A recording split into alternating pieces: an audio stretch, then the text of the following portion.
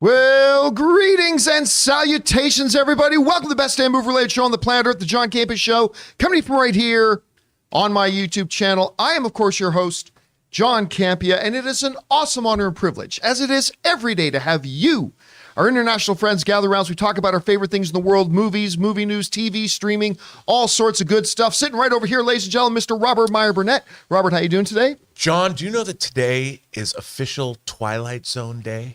Ooh. Is this going to be a thing now? Yesterday was Washington State Day. Today is Twilight Zone Day. Someone got a new calendar. Two things, Twilight Zone's one of my favorite things. I don't even know, who decreed this. When did somebody decide that there was going to be a national Twilight Zone probably Day? wasn't any government body, but hey, it's Twilight Zone Day. Why not? Yay, Rod Sterling, sitting right beside Rob. She is voice actress and instructor, Chris Carr. Chris, how you doing? I am great. I got an extra dose of serotonin this morning by rewatching James Hong celebrating getting his Hollywood Walk of Fame star.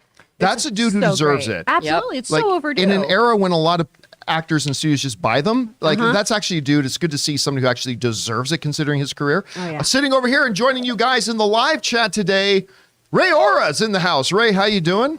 Hola. Is that a coconut? It's a coconut. Continuing on the festive spirit, we're also joined today by actress. You've seen her in things like The Flash. You saw her in The Rookie. You saw her in SWAT last week. The Disaster Artist, SWAT last week. King Richard. Ray Cummings. Richard? King Richard. All Ray that Cummings. kind of stuff. Ray Cummings. Aaron Cummings is here. Hi, and I am so thrilled. This is my first time in the studio. And listen, look, the island has a population of 2 now. Yeah. I know, about the you guys island. are so far away. I want to give a special shout out to Norco Donuts. I stopped by there this morning. Little mom and pop Filipino donut shop. I basically got one of everything in the donut shop, and it was all $14. So shout out to Norco Donuts. And I did also bring special security here with me. So Joey Bishop is here. She is going to be making sure that nothing goes awry in the new studio. Studio security, Joey Bishop. By the way, I noticed, Ray, what's Henry got going on over there? It's Party Henry back there. He just Party Henry? We officially made him a part of the island right there. He got laid. Henry got laid. There we go. Hopefully we all will today. And by the way, just so you can hear his voice, he doesn't have a camera yet, but fact checker Jonathan Boyko is speak voice of God. The man behind the curtain. Yeah, Not you can I'm actually not behind that curtain, but there's another curtain, and I'm behind that. But we can actually hear him today. Anyway, guys, he's on our island with us. We've got our island. We're kind of like the little kids table. Guys, it is great to have you guys here joining us here today. And here's how today's show is going to go. We're going to break it up into 2 parts. In the first half of the show, we're going to talk about some predetermined topics. Then in the second half of the show, we're going to take your live comments and questions. Now, here's how you get a live comment or question on the show. Number 1, you got to be watching live. Secondly, once we get towards the end of the final topic of the day, we will open up the super chats. So if you guys are watching live, you can jump in the live chat and use the super chat once we open them up. And then once we open them, they're only going to be open for a couple of minutes. So make sure you have them ready to go at that point. All right, guys. Before we get into our main topics here today, let's talk about one off the top, and that is this. One of my favorite things as a movie fan is pleasant surprises. I mean, it's great when you got a movie you're super stoked about and you go to see it and you have a blast, and that's great. What's really fun is when you get these movies here, you're like, okay, that looks like it could be all right, and you go and you love it. And that is the case with Blake Lively, Anna Kendrick's film, and Henry Golding's movie, A Simple Favor. That movie, to me, is one of the biggest, best, pleasant surprise movies of the past 5 years to me. I went into it just expecting, it's going to be a little whatever. It's wonderful. It's charming. Anna Kendrick is great. Blake Lively is nuclear in it. Henry Golding shows that he's more than just the charming guy in it as well. And directed by Paul Feig, who I think this is my favorite Paul Feig directed movie other than maybe Bridesmaids. I mean, I liked it that much. It's fantastic. Now, here's the thing. It didn't make a ton of money at the box office. Made about just a hair under $100 million. But it only cost $20 million to make. So maybe I shouldn't be so surprised that it's been announced that A Simple Favor is now getting a sequel. Deadline is reporting that they have decided to greenlight it, move ahead, and do another one. This is what they wrote. They wrote, after the original's box office success and critical acclaim, Lionsgate and Amazon Studios are getting the gang back together for a sequel to A Simple Favor. Sources tell Deadline the studios will partner for the second with stars Anna Kendrick and Blake Lively set to reprise their roles, and Paul Feig returning to direct as well as produce, with Laura Fisher. Jessica Scheischer as well is writing the screenplay. So listen, chalk me up as being so stoked about this. I never thought in a million years they would do another one because, again, small little film, made a tidy profit, but not blockbuster numbers. I think this is fantastic. Rob, you heard about this. What do you think about them doing A Simple Favor 2? You know, I would not have seen this movie unless you waxed rhapsodic about it. I'm like, okay, I love Blake Lively. I have great big love for this movie she was in called Age of Adeline, which is a beautiful talk about film. it all the time, yeah. I love it so much. I'm like, how good, is this? I bought it. I bought the disc, surprise, surprise. But I watched it and I thought it was great. 'Cause it was one of those movies, I didn't know where it was going. Like, I'm like, what is this movie about? And I was one of those things where like, I didn't read anything about it. I just put it in and watched it. And I'm like, I'm glad I did. It was thoroughly entertaining. It was different than I thought it was going to be. And I loved it. So it doesn't surprise me. I mean, I would assume that the script is really good. That's probably what they had an idea. The script has been written, I guess, or I'm looking forward to this to see where it goes. You know what's just as entertaining? Go on YouTube and search for Blake Lively and Anna Kendrick with their best of moments of their press tour. It is some of the funniest shit you will ever see. And anyway, Chris, what did you think of A Simple Favor, and what do you think of them actually doing a sequel? Are you surprised, or what do you think? I am surprised, but I'm happy because I love this movie. It's funny, it's dark, it's sexy, it's really, really great. And this is something that really put Blake on the map for me because I had just known her as the Gossip Girl. Right? And so I got to go back and watch her filmography and be like, oh, I really enjoy her. She's really, really incredible. It's also The Only Way to Make a Martini is done in this film too. So that's right. More people making proper martinis, I'm all for it. Aaron, did you ever have a chance to see A Simple Favor? I did not see A Simple Favor, but clearly I need to go home and watch it right now. It's so good. But what I'm getting out of this that is really exciting to me, and I think that we're going to start seeing a lot more of this, is, obviously it is just the streaming war boom. And we are seeing so many television shows, streaming shows, formerly the artists formerly known as television shows, now streaming shows. But what I think we're going to start to see a lot more of is some of these movies that were made for a small budget, maybe the budget that you could make a season of a streaming show for, or even less, coming back and having sequels of, and we're going to see that because this is Lionsgate. It's a small quote studio. They compared to Paramount, right? And Disney of the world. They're not making. Lionsgate is not making the $200 million blockbuster movies for the most part. They're making a little bit smaller budget art house type films that find their niche audience, and then combined with Amazon. Joey really wants this croissant. You're going to have to sit down. I'm sorry. She's losing her mind over here. And so I imagine that this is probably not going to have a theatrical release. I think it is. Or if it does, I imagine it might have a smaller theatrical release. One of the problems financially for filmmakers so often is that the cost of making the movie is not just the budget. It's also all the P&A and the cost of actually putting a movie in theaters, which is incredibly prohibitive for a lot of people to be able to achieve. And so television often seemed more financially viable for filmmakers often. It seemed like a more financially economical route to go. And now because of streaming, you have the opportunity where Amazon can go, hey, we're always looking for more content, and maybe that's in a streaming series, but that can also be in a sequel to a really beloved movie, because then not only can we release this on our platform, we can also re-release the original on our platform and find a new audience there as well. So I think that we're actually,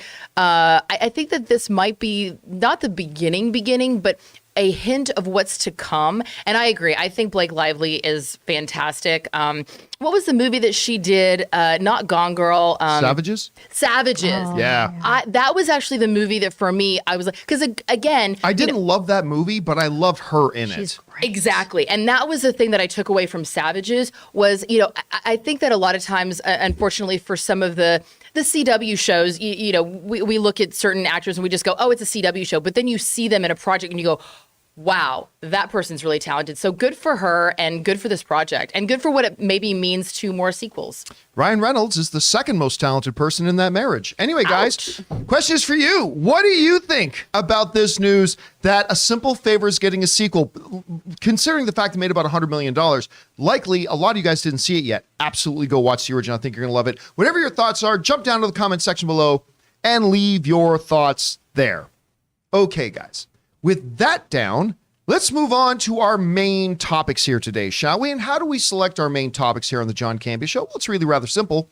You see, you guys come up with our main topics. Whenever you come across a big topic, issue, or story that you guys feel we need to cover as a main topic here on the show, just go anytime 24/7 over to www.thejohncampeashow.com/contact. Once you guys get there, you're going to see a form. Fill it out with your topic or question. It's absolutely free. Hit submit, and then maybe, just maybe, you might see your submission featured as a main topic here on the John Campea Show. With that down, Chris, what is our first main topic today? Our first topic comes from Daryl Cooper. Hey, gang, did you see the Hollywood Reporter said that Avatar 2 had 148.6 million views within its first 24 hours? That's more than all the recent Star Wars films. And people still say no one is interested in this film? It is the laughable narration that keeps going on whenever Avatar comes up. People think they look cool and they go, well, nobody cares about Avatar. That's no pop culture. Again, I pointed this out the other day. So, we do mailbag and, we'll average anywhere between 10, 15, sometimes 20,000 views on a mailbag episode, which is great. Doing mailbag. We put up one last week that Avatar was in the title, 45,000 views, like double what it normally gets. Tell me again how nobody is talking about or cares about Avatar.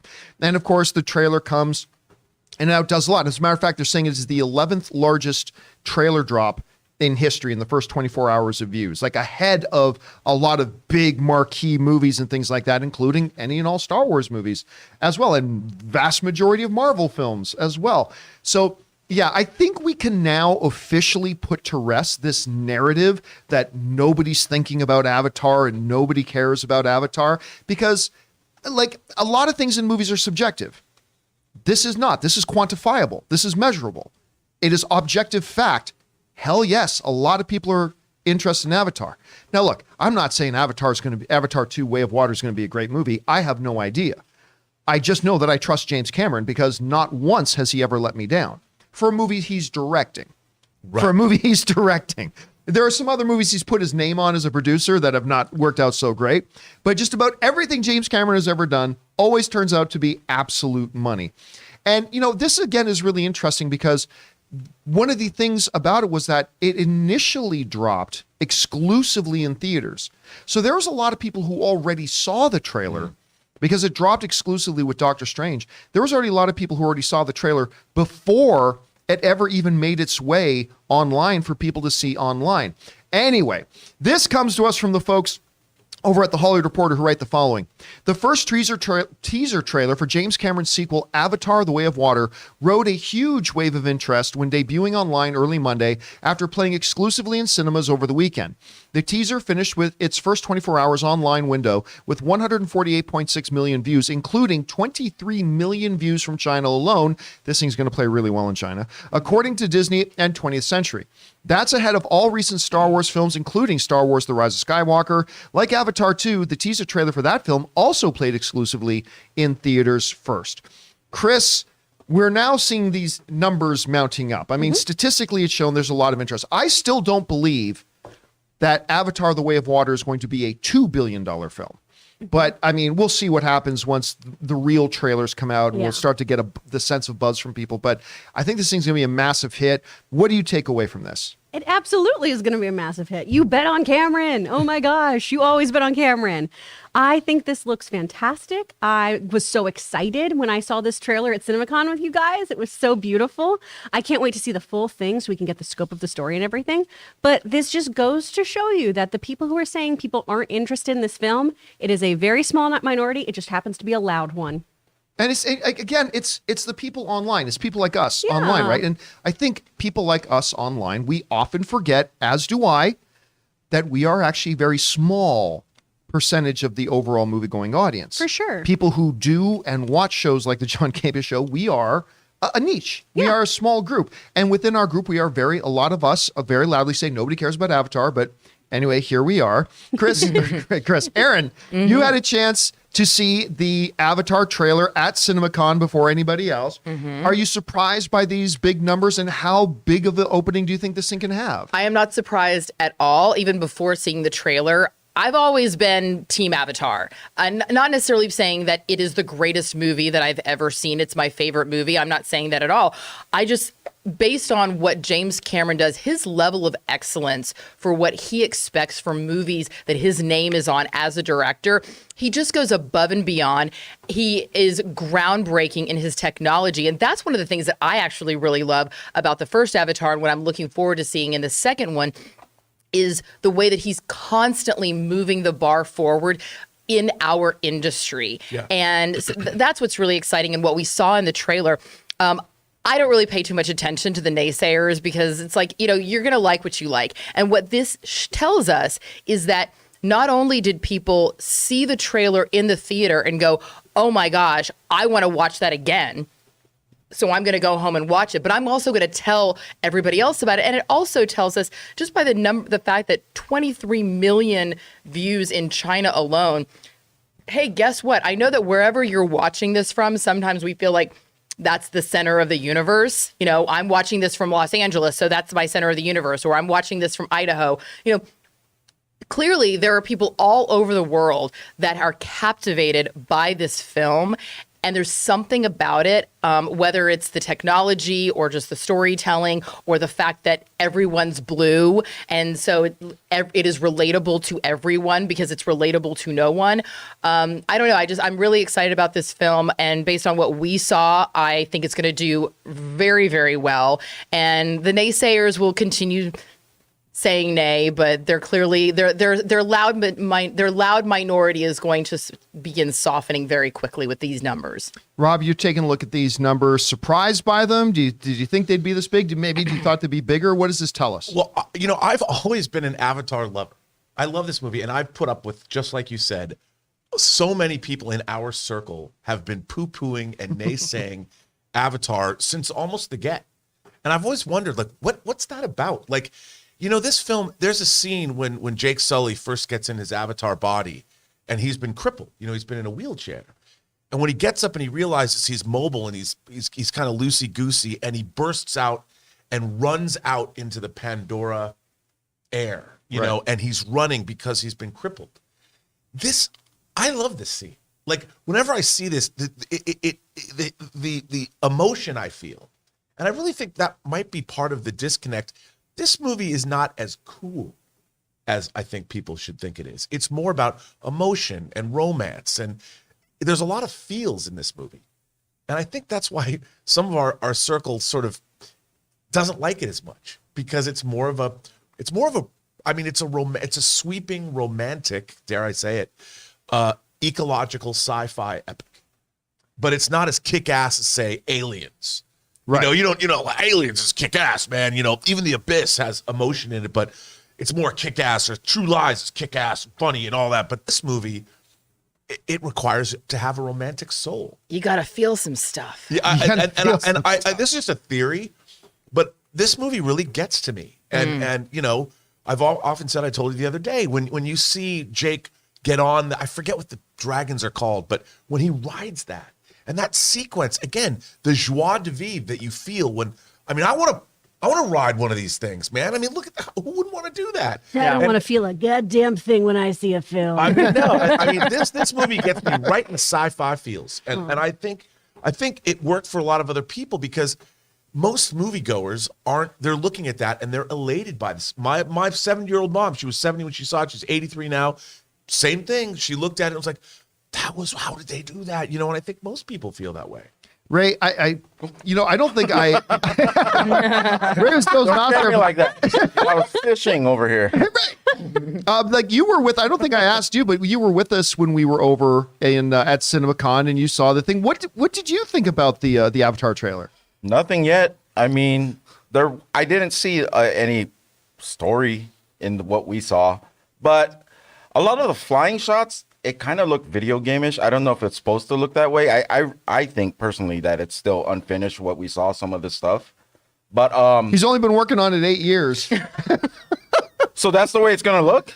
I mean, I don't know. I mean, he probably is racing to the deadline. I'm sorry, Mr. Cameron. I know you are one of the gods of directing, but I don't know. All right. Or keeping it real, man. Keeping it real. Well, guys, question is for you. What do you think about this? 146, 148 something million people watched the Avatar trailer, even though it debuted in theaters first exclusively. What do you think about this? How much interest do you think there is for this movie? Are you reevaluating your position? Maybe you're not. Whatever you guys' thoughts are, jump down to the comment section below and let us know your thoughts. You know, when you're riding one of those dragons of Pandora, that can build up an appetite. And thank goodness we have our sponsors here today, the wonderful folks at HelloFresh.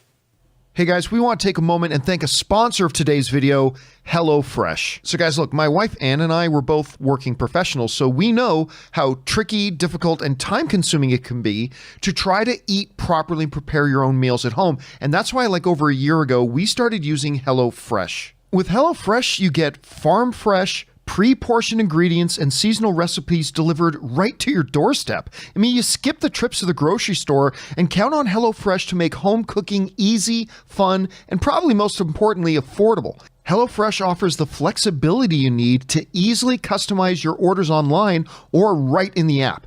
Easily change your delivery day, food preferences, and plan size, or skip a week whenever you need to. HelloFresh is 72% cheaper than a restaurant meal of the exact same quality, and you can save on average over $65 a month when you order HelloFresh instead of going grocery shopping. So guys, I'm telling you, whether you are single or have a family, you are going to love HelloFresh. So go to HelloFresh.com/Campea16 and use the promo code Campea16 for up to 16 free meals and 3 free gifts. That's again, HelloFresh.com/Campea16 and use that promo code Campea16 for up to 16 free meals and 3 free gifts. HelloFresh, America's #1 meal kit. And thank you to the good folks at HelloFresh for sponsoring this episode of the John Campea Show. Remember, guys, when you support our sponsors, you're actually supporting the show as well. So go down to the description of the video. You'll see the link with all the promo codes and everything for our sponsors. Go and support them and support our show at the same time. All right, guys, with that down, let's move on to main topic number 2. Chris, what is our second main topic today? Our second topic is from Vinny D. I'm not what you would call a hardcore Star Trek fan, but I've enjoyed Discovery and Picard well enough. I checked out the Strange New Worlds premiere and I thought it was really good. And then I saw that the critic rating on the show is the highest rating ever for any Star Trek show. All right. Thanks a lot for sending that in, man. And so obviously there's a new era of Star Trek. We got a bunch of things on Discovery Plus. I am somebody who I enjoy Discovery. Not the best thing I've seen on TV, but I enjoy it. I enjoyed Picard season 1. I got about 3 episodes into Picard season 2, and much like Better Call Saul, I just never got back to it, even though I was kind of enjoying it, but I haven't finished Picard season 2, so there's that. So one of the things, though, that I loved most about Discovery, though, was the introduction of Captain Pike and his crew with the Enterprise. And I just loved that collection of characters. So when they announced that they were going to be doing a spin-off series of that, and it was going to be Strange New Worlds of the Enterprise pre-Captain James T. Kirk, with Anson Mount as Captain Pike, I was very interested in it, and we'd see how it goes. Now, of course, new Star Trek, there's a lot of people who really like it, a lot of people who really don't. I think that's represented in this room in and of itself as well. What are you saying? The new show came out, and I'll tell you what, the response has been great. This comes to us from the folks over at Slash Film who write the following. Anchored by the performance of Anson Mount as Captain Christopher Pike, and further buoyed by Ethan Peck's Spock and Rebecca Romijn's Number 1, Slash Film's own review by Whitney Seibold was positively glowing, lauding the series as the best Star Trek show in decades. That praise is translated into a relatively more tangible results, as Strange New Worlds now boasts the best Rotten Tomatoes score of any of the dozen Star Trek shows to come into being through the franchise's 50-plus year history, with a pristine 98%, placing it ahead of the likes of Prodigy at 93%, Star Trek The Next Generation and Deep Space Nine at 91%, and Discovery and Picard at 86%. And once again, that comes to us from Slash Film. Now, it should be noted that a lot of these reviewers and things like that got the first 5 episodes of the series. I have only seen 1. Me too. but I loved it. Like I was actually kind of taken aback by how much I enjoyed it. Again, I don't think it's on the same level as Yellowstone or Succession, but I thought it was fantastic. And again, I have doubled down on this unmitigated love for Anson Mount. I just think this dude carries it. He's very, very different than, you know what it reminds me of? It reminds me kind of like of Daniel Craig's Bond, where like, is he going to be one of the two main archetypes? Is he going to be the badass Sean Connery? Is he going to be the suave Roger Moore? And I started wondering, what's Anson Mount going to be? Is he going to be more the James T. Kirk kind of captain? Is he going to be more the Picard? And neither. He's created a third category. Like, he's a very distinct, unique captain in this. I loved it a lot. It had some really great overtures of the old original Star Trek, but still very much a modern interpretation of it. So I dug it a lot. Not surprised to hear this score. I'm going to save Rob for last here on this because I'm sure he's going to have some things to say. But anyway, Chris, I want to go over to you. Are you surprised to see the response the show is getting so far? And what have you thought? Well, full disclosure, I have not seen the show yet. So I know, Ray, I'm sorry. I'm sorry, Ray.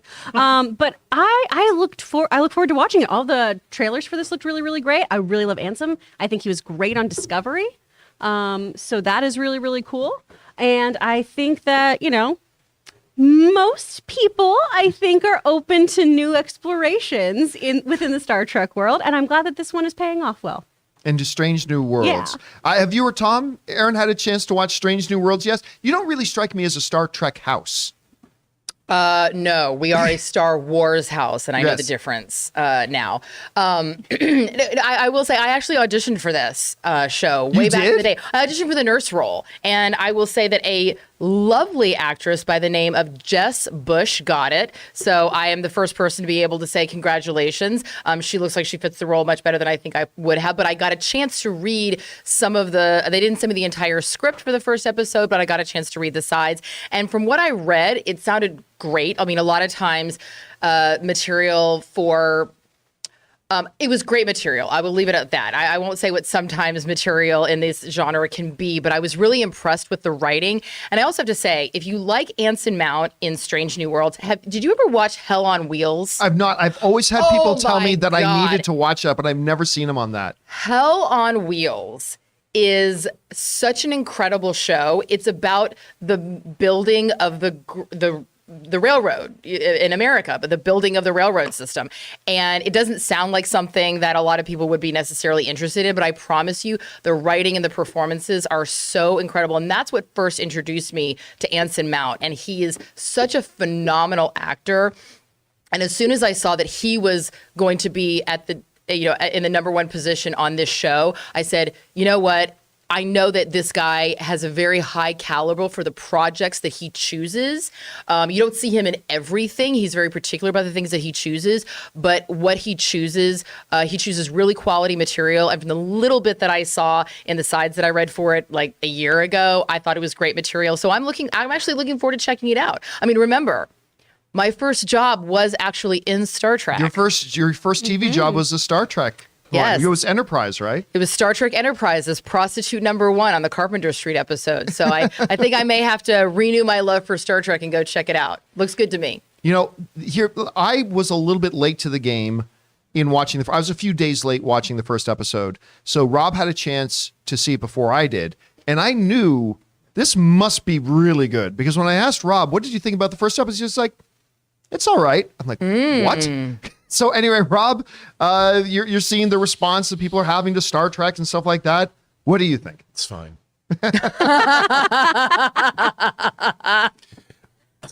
How much time you got? Look, one of the things that I liked about Star Trek growing up is it progressed, it moved forward. You went from the original series to the motion picture. Time passed. And in the original series, they set up Pike. So Star Trek had a history. Then Next Generation took place 100 years later. Deep Space Nine and Voyager took place in that era. Enterprise went back and showed you sort of the beginnings of the Federation. It was all new. So from 1966 to 2005, Star Trek moved forward, gave us new characters, new scenarios, gave us things we hadn't seen before. Modern Star Trek, beginning in 2009. Wait, are we getting a full dissertation on your feelings on modern Star Trek or your thoughts on this show? Well, my thoughts on the show now is I think that Star Trek has stopped moving forward. We're not getting. Pike has gone back. It's a prequel series to the original series. Discovery is a prequel series. Picard is a sequel series. What we have not seen is a full, and half the cast of Strange New Worlds was introduced in the original series. So, and they're missing a vital character that was in that episode with Pike when the cage, the menagerie, Dr. Boyce, and they had a great relationship. Nowhere to be found on the show. I am concerned as to, it's like why are we stuck in this era?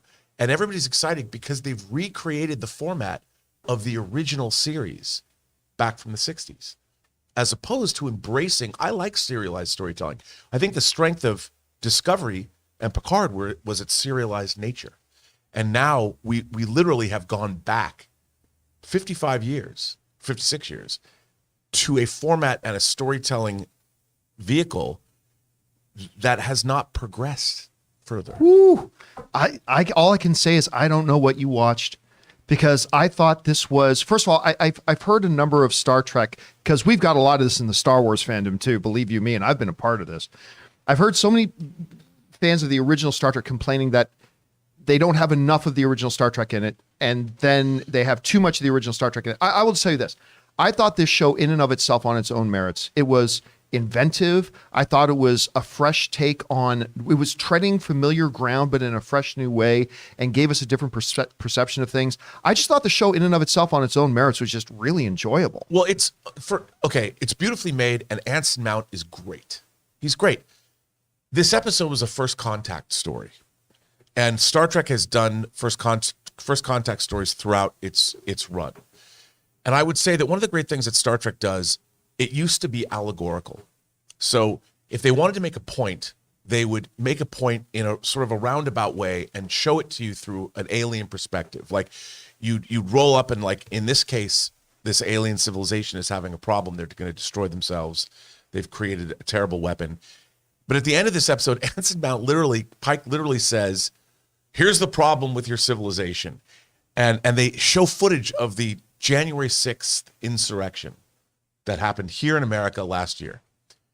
This is not allegory. This is No, but it was poignant, and it was applicable. But you know what it is? It's also alienating to us, the viewership, because when you have allegory, Was it? Because I'm part of the viewership. I didn't find it alienating at all. But the thing is, when you have allegory, the reason you do that is through a science fiction context, you don't piss off your audience who might be divided because of their political beliefs or whatever. The original Star Trek had no problem doing that. Well, no problem doing that at all. That was one of the great things about the original Star Trek. But the original Star Trek did it in an allegorical way. Not really. Kirk kissing a horror was not allegorical. Well, but that was done specifically to push buttons. Yes, and they did. Yes, it was. But the thing about that particular episode, Plato's stepchildren, they're being mind controlled. By the way, can I just say I love the fact that you instantly know the name of the episode right off the top of your head. That's hardcore. Well, look, that is hardcore. But I just think, look, when you do things like this, there's an episode of Star Trek called The Private Little War, where they couldn't talk about Vietnam on 60s television. Right. So what they did was they have a planet where the Klingons are arming one side, the Federation decides, well, we have to step in and arm the other side. Otherwise, the villagers are going to wipe out the nice hill people. Right. And so McCoy and Kirk have this great debate about whether they should do this. And McCoy is like, if you arm this other side, you are condemning these people to decades of war. And Kirk is like, we have to, Doctor. Otherwise, they're gonna be slaughtered. And so they didn't address Vietnam directly, but you understood through what was happening on this planet that it was very similar to something that was going on Earth. And viewers then could understand that, and it gave them something to think about rather than telling them what to think. Pike told the viewers in this episode what to think, and they used something that absolutely occurred on our... The only difference between the two scenarios is that one couldn't make a direct reference to the events they were talking about, and one was allowed to make a direct reference to the events. That was the only difference. But it's just... Anyway, we can't drag this into a 20-minute discussion on New Star Trek Resolve. But overall, I was surprised to hear you say, because I haven't heard you say you didn't dislike a new episode of Star Trek in a while. Look, there's a lot to like in this show. After one episode, though, I just, again, it comes back to the writing. I think Star Trek has done first contact stories better than this episode did. And I also find it strange that, Captain Pike has seen his own death because of Discovery. Right. And it's not actually, he didn't actually die. He was injured, but he hasn't seen what happened to him after that, where he goes back to Talos 4 and he lives out his life in this life of illusion, and something more could have happened. I think it's kind of odd because what is the thing about, if you know your future, John, you would be able to change it. If you knew something tragic happened to you. Well, that's the big sci-fi fantasy Would question, you, right? Because of the space-time continuum. Yeah, if you And know you the claim to be future, a can you Star change Trek it? That's a fan? classic. Oh my That's a God. classic I know, but I question would in think- sci-fi. Big sci-fi boy over here, Lord. All right, listen, we got to move on here. We spend about way too much time on this topic. Anyway, guys, the question is for you. Star Trek Strange New Worlds is now the #1 critically rated Star Trek show of all time. Now, granted, though, all the other shows have got to get those ratings after full series runs. This one's after 5 episodes. But anyway, what do you guys think about that so far? Whatever your thoughts are, jump into the comment section below and leave your thoughts there.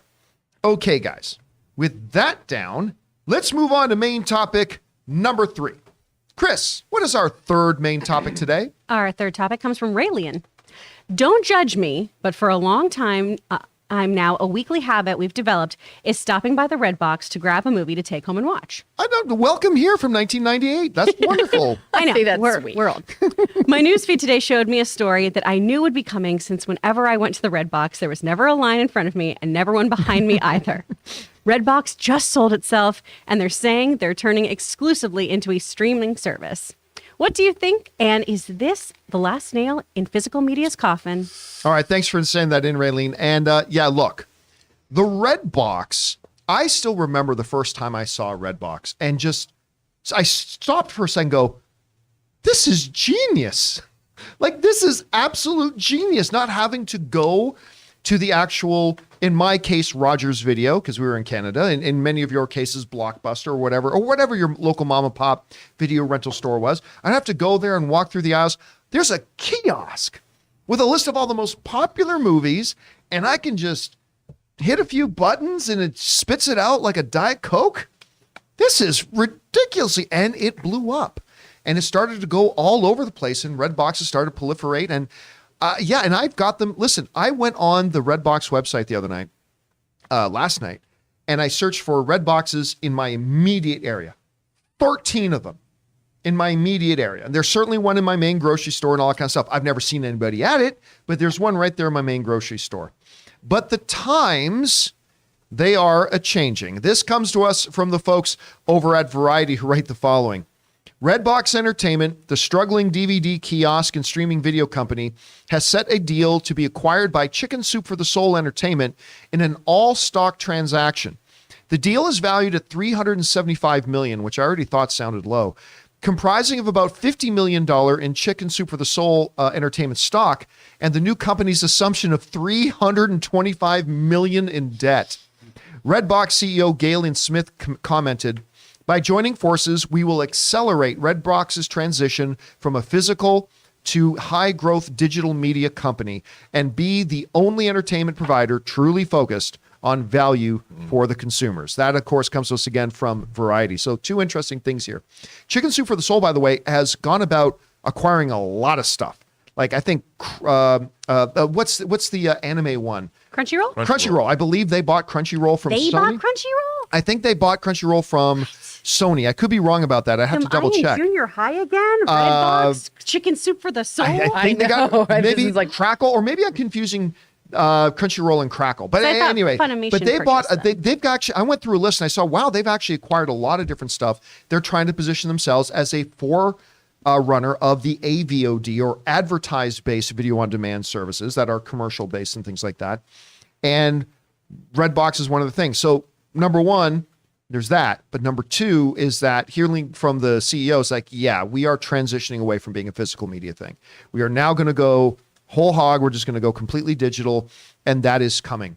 And, you know, Rob, when we look at the history of physical media, if you will, many people will point to the disappearance of Blockbuster and Rogers Video and to, you know, whatever, things like that. But there was still Redbox.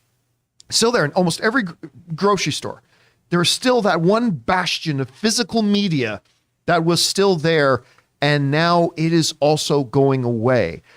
My question is, considering I didn't see a lot of people using it anyway, is it even a big deal that Redbox is going away, or is it even symbolically a big deal about the status of physical media today? How do you see this? Well, I mean, I'm always extolling the virtues of how much I love physical media, but the reality is physical media has been dropping about 20% a year in terms of sales.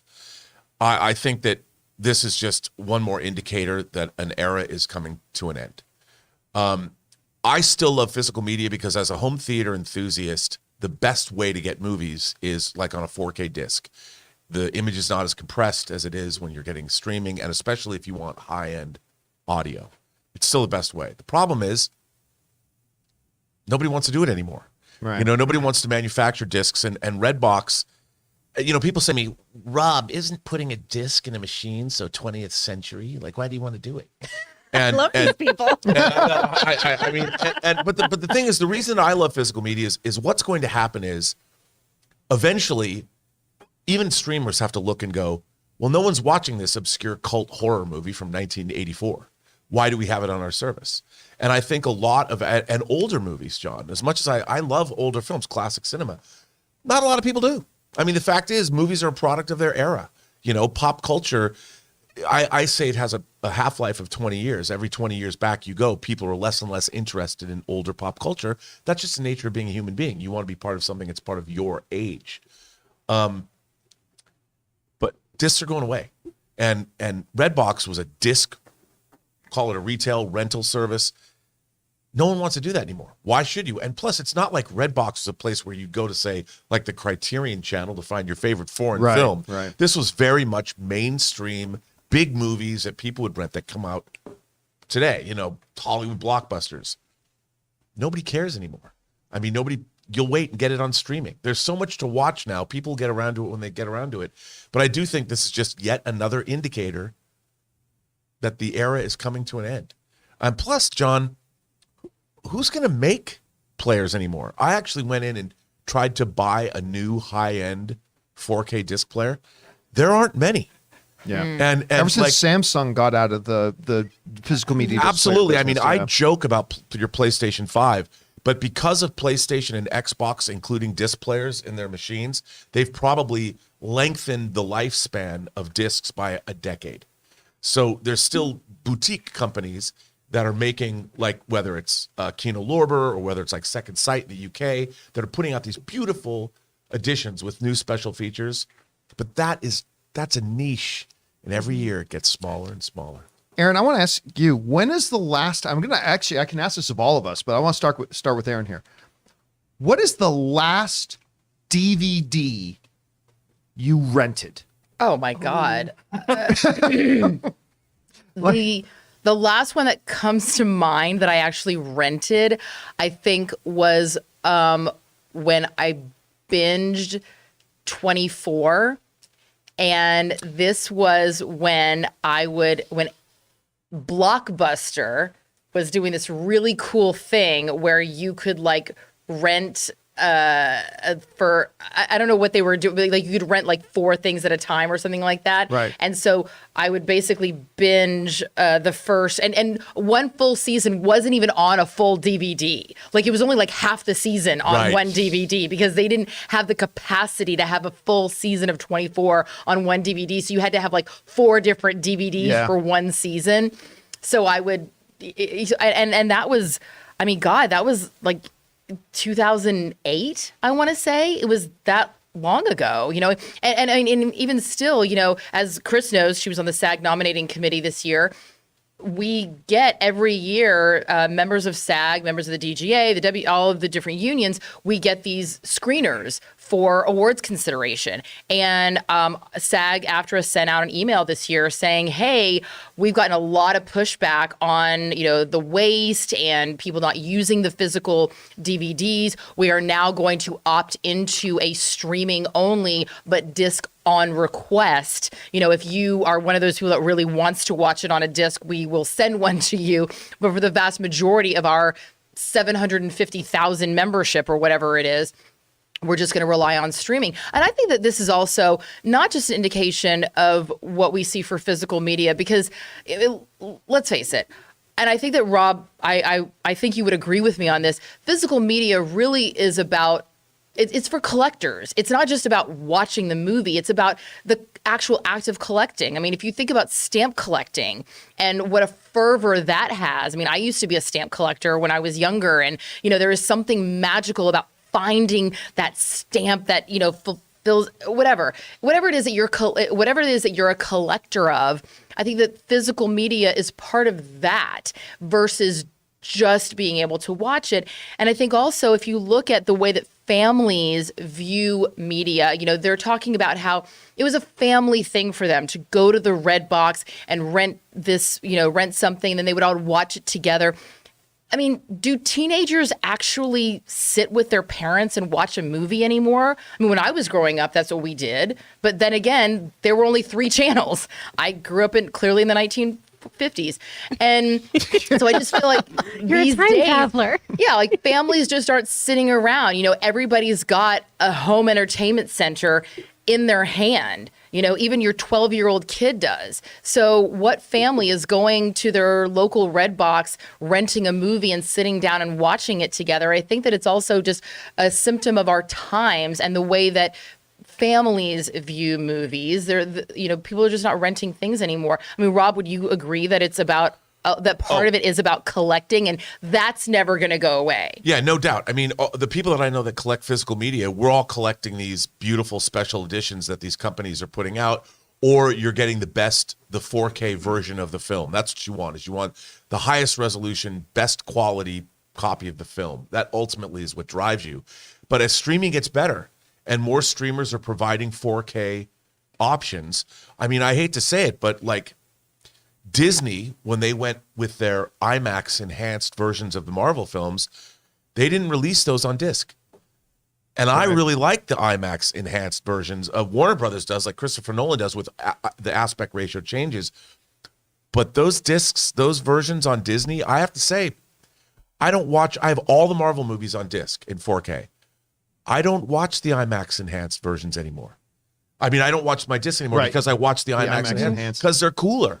They look better. Infinity War and Endgame, when you see the IMAX enhanced versions, Thanos, you can see all of Thanos. And so they're making it, and I can't justify buying Disney discs anymore because they're not as good as they should be. And they're coming up with more and more better compression for these things as well. Anyway, Ray, I'm just curious, what was the last movie you rented or whatever? I'm going to tell you what happened. I think it was 2019. I went to Redbox because they actually rent out games too. I didn't know that. Yeah, it was like an NBA 2K that I was on the fence about buying. I went to go rent it. I go home. I open it up. It's a paper of the disc with the barcode. Someone had copied it, cut it out, put it, and I guess the machine doesn't take weight into account. So it just scans the barcode and says it's checked in. So it was no game in there. It was just a piece of paper.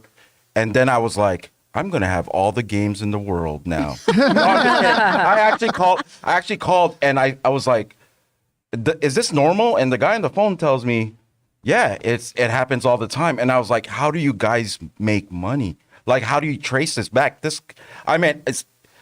You could be like, oh, it was obviously the last person who rented it, right? Yeah. But you can't accuse people. It was just a whole thing that like boggled my mind that someone actually thought of this, or the machine doesn't have that much security, especially for $60 games. You would think there would be more of a check thing going on, but that's what people were doing. So I imagine really shocking if they put barcodes on the DVDs and Blu-rays as well, people were taking those too. I don't know. You know what's funny? You mentioned 24. That was the last thing I ever rented too. Really? I had just moved to LA. I was living on Sunset, the first place I lived in with LA. With the big bean bag. With the big bean bag chair. You remember that? I don't think I'll ever forget that. Guys, it's the biggest bean John bag chair had ever. this bean bag that literally, if you imagine a breakfast nook, would take up the entire size of a breakfast nook. Like, I don't even know how people would get on that beanbag. Four It was people just like could fit on it. We called it the party sack. But that was just a good name for it. I have so many things, but we have sponsors. So many things to say, but we have sponsors. But I mean, I remember it was I think my second or third month living in LA. There was a Blockbuster up the street on Sunset Boulevard, and I had never seen 24, and the whole series is out, and that was the last thing I ever rented. Chris, what's the last thing you and Logan, or have you ever, even in your marriage, ever rented something? I've never rented physical media with Logan Peets. That's bananas. I think the last movie I rented was probably something Cary Grant, like An Affair to Remember or something like that. I haven't seen a Redbox since they took it out of the 7-Eleven in Valley Village. Like, that's just where you would be like, oh, that's where you can go get crack. All right. Not movies. That's where I could go get drugs if I wanted to, I guess. That's where you go get crack. This whole story, and I'm so sorry to you. You even wrote in, like, I'm old. No, you're not. This is just how you were consuming media. But, like, I haven't thought about Redbox in years. And so reading the story was like, oh my God, there's still Red Boxes? That's still a thing? Lots of them too. And but they're losing money like crazy. Yeah, and it sounds like they've been losing money for a long time, which is this scheme that Ray's been running. Look.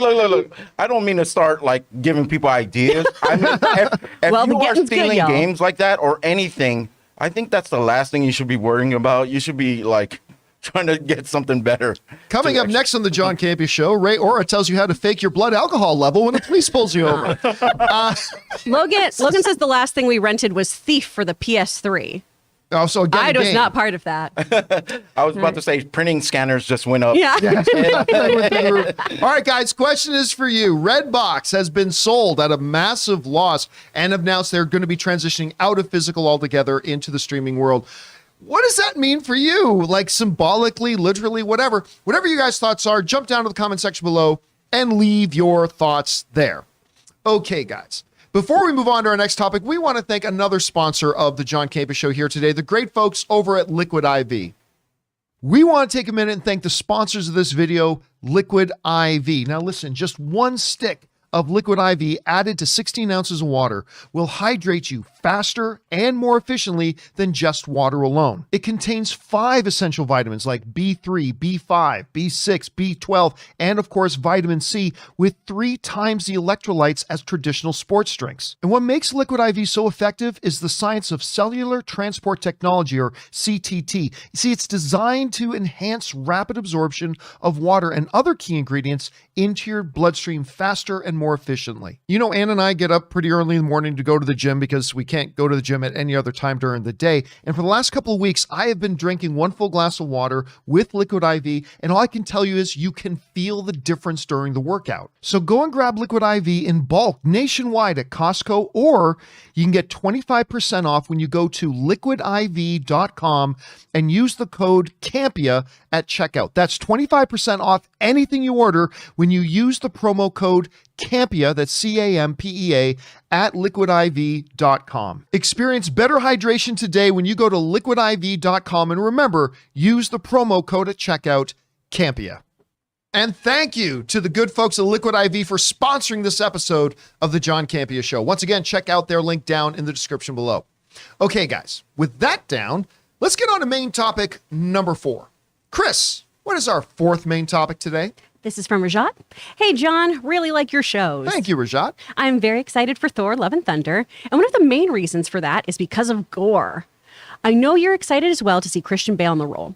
Well, to boost our expectations, Taika Waititi recently in an interview said, in my humble opinion, we have probably the best villain that Marvel's ever had in Christian Bale. That's big words. Oh, boy. What are your thoughts on this? And bring on the filthy. All right, thanks a lot for saying that in. Look, we have been talking about this for a bit. When the trailer for Thor, Love and Thunder finally dropped, we had not yet seen Doctor Strange and was very excited for Doctor Strange. But I said, I am officially more excited for the Thor movie than I am for Doctor Strange. Like, still excited about it, very stoked to see it. I enjoyed the film, did. But there was just something about that trailer that just, look, what Taika Waititi has turned and how he has evolved the Thor character. Because I love the first Kenneth Branagh Thor. Love it. I think it is the second most underrated comic book film ever made. I love that thing. But I have also loved seeing Thor evolve and change. to the point where after doing Thor Ragnarok, Chris Hemsworth says, I'm in love with playing the character again. I love playing the character again, which is great. Taika Waititi, of course, went on to win an Academy Award, all that kind of stuff. Now he's coming in, doing Thor Love and Thunder, and something about it just felt so great and so wonderful. And then, of course, we all got super excited when we found out that Christian Bale, who said he was never going to do a comic book movie again, was announced that he was going to be the villain, Gorr the God Butcher, in Thor Love and Thunder. That got us all excited. And now, listed under, oh, look, filmmakers saying something good about their film. Shocking. Still, Taika Waititi's making some pretty big claims when he said the following. This comes us from the folks over at MovieWeb, who report saying this. Aside from calling Thor Love and Thunder fantastic and cooler than he expected, Taika Waititi has further hyped the sequel by heaping praise on the villainous debut of Academy Award winner Christian Bale. It's a great, really fun, weird little group of heroes. A new team for Thor with Korg, Valkyrie, and the Mighty Thor, Waititi said recently. And in my humble opinion, we have probably the best villain that Marvel's ever had in Christian Bale. Going to read that last part again. And in my humble opinion, we have probably the best villain that Marvel has ever had in Christian Bale. All right, look. Marvel, with all the stuff it does well, has never been known as being particularly and uniquely strong in their villains. There are a few key exceptions, though. Obviously, Loki. Super popular. Everybody loves Loki. Obviously, Killmonger. People loved Killmonger. Obviously, Thanos. Thanos, incredible. Obviously, the Spider-Man villains that we just got in No Way Home and things like that. So, yeah, they haven't been particularly known for being great with their villains, but they have had some absolute standouts, particularly Thanos. For Taika Waititi, I think to come out and say, look, Christian Bale's great. We expect that. We think that the audiences are really going to respond to Gorr. We expect that. For Taika Waititi to come out and say, hey, listen, in my opinion, we've got some good villains. This is the best villains Marvel's ever had. That is saying a lot when a lot of us are still remembering Josh Brolin as Thanos, right? So to me, I cannot help but get ludicrously hyped for this. I mean, probably more hyped than I should be, probably more hyped than is healthy. But I myself am getting ridiculously excited for this. Like, you remember, Rob, we were doing a show when they announced that Christian Bale was going to be in this thing. And I'm like, what the Christian Bale, who said he'd never do a comic book film again. He's back in this. You got an Academy Award when we were playing this. What are they going to do? And it's the story of Gorr the God Butcher. And so, listen, hearing this sends off fire. Says again, I get it. Water wet. Director says something about their movie. But there's something a little bit different with coming out and actually saying in the cinematic universe that he inhabits with a whole lot of other storytellers and directors and saying, yeah, this is the best villain that's ever been done in the cinematic universe. Rob, you hear this? What do you make of it? Well, I had a friend that was working for Warner Brothers when The Dark Knight was being filmed. And he was not one to give in to hyperbole. And he was telling me, he's like, you are not going to believe Heath Ledger is the Joker. You're just not going to believe what he's doing. And I'm like, come on. Now, how good can it be? Well, and he was a jaded industry vet. So when Taika Waititi, like, you never know when you hope an actor is going to inhabit a role. I'm sure that Taika Waititi's like, okay, we're going to hire Christian Bale. He's an Academy Award-winning actor, but what's he going to do? And when you have people, you can tell he's not just, he directed the movie. So he could sit there and go, well, it's through my direction that Christian Bale he's not doing that. He's saying, and you and I have seen pictures. Oh, we got footage of Gorr. We have it that we are not sharing with people because I got in trouble for that before. And oh my God, when you guys see Christian Bale as Thor, as Gorr, oh my God. I mean, that's the thing. I am sure that what we're going to get, and there's a reason they didn't show him the first teaser. Oh yeah, absolutely. I mean, I think that when you see what he does, and we haven't seen like him in action, but I think it's going to be spectacular. I think it's going to be something really special. I mean, they've given us the fun Love and Thunder. He's throwing his cloak off into Star-Lord's face, but I think when we see Gorr the God Butcher, I think it's gonna be terrifying, honestly. Yeah, and because what we saw was straight up freaky. Yeah, it was It freaky. is, it's a thing out of nightmare. Gorr is something right out of nightmares. Yeah, and I think it's going to be dope, and I can't wait. And I don't think this is hyperbole. I'm all for it, man. I can't wait. Chris showed you. Yeah. You've seen that, but you hear Taika Waititi coming out and saying, "Hey, this is the best villain Marvel's ever done." I mean, he's not directly saying it, but in a way he is. He's saying this is better than Killmonger. This is better than Loki. This is better than Thanos. I don't know. You hear this. What's your reaction to it? I mean, it feels very breaking news. Director likes his actor. More at 11. And that doesn't do much for me, if I'm being honest. That being said, there are not many other actors I would want to be playing Gorr the God Butcher. I can't wait to hear Christian Bale say, "I have slain my way through multitudes to stand here at the genesis of all things." Like, oh, That's it's straight gonna up be Shakespearean. so good. So I do believe the hype. It is just one of those things of like, oh, of course Taika thinks he did a great job. That'd be like if we were all after the show, if you were like, man, the show's great, but Rob really lets us down. You know, like we're all going to talk about how great everyone on the show is. You're perfect. Never Thanks, change, man. baby. Appreciate it. Thank you. But you know, I think you say nice stuff in the moment and when you're pitching your movie too, right? When you're promoting it. No one's going to come out the gate and be like, man, I really loved making this film, but if Christian Bale is just dead weight the whole time. But you never, like, even with Taika, though, you never heard him say when he was doing Thor Ragnarok, you never heard him say Chris Hemsworth is the greatest hero in the Marvel Cinematic Universe. That's fair. When he did Jojo Rabbit, he never said Scarlett Johansson gives the greatest performance in the history of cinema or anything like that. And that's where it goes to a little bit of a different level with what he's saying here. You know, I read a that. bit of his interview that was in Empire Magazine, and there was a bit of surprise on his part. He's like, I'm actually surprised. Like, I thought I was doing this movie, but it turned out better, like, than I thought. Yeah. And there was you could tell he was being genuine, and that happens. Like we were saying yesterday, I was saying that there's a bit of alchemy, you know, Rumpelstiltskin. Yeah. What was the actual quote again that Taika said? Was he talking about Christian Bale, or did he say we have? Well, here's the direct quote, but then there's another one like it. So the direct quote was, and in my humble opinion, we have probably the best villain that Marvel has ever had in Christian Bale. Now, in another interview, he kind of repeats the same thing, but he mentions Gorr. So, I mean, it sounds like he's talking about the manifestation of the character brought forth by Christian Bale. That's what it sounds like at any rate. That right. is his performance. And that's the thing is, I think that there's two things going on here. Number one, yes, he's praising the actor's performance, but he's also specifically talking about the villainous aspect of this performance. And that's something that I'm really leaning into because, yes, I saw the photo. I've had nightmares every night ever since about it. It is absolutely terrifying. But to also go back to Christian Bale saying, I'm never going to do another superhero movie. What was it about this particular role? What was it about this particular project? And specifically working with Taika Waititi that convinced Christian Bale to come back to do this? You also have to think about that and go, okay, clearly something drew Christian. I mean, it's not like Christian Bale is hurting for jobs. The man there's not a single director on the planet, I imagine, who would not jump at the chance to work with Christian Bale in their project. And he has his pick of anything. He does not have to do this.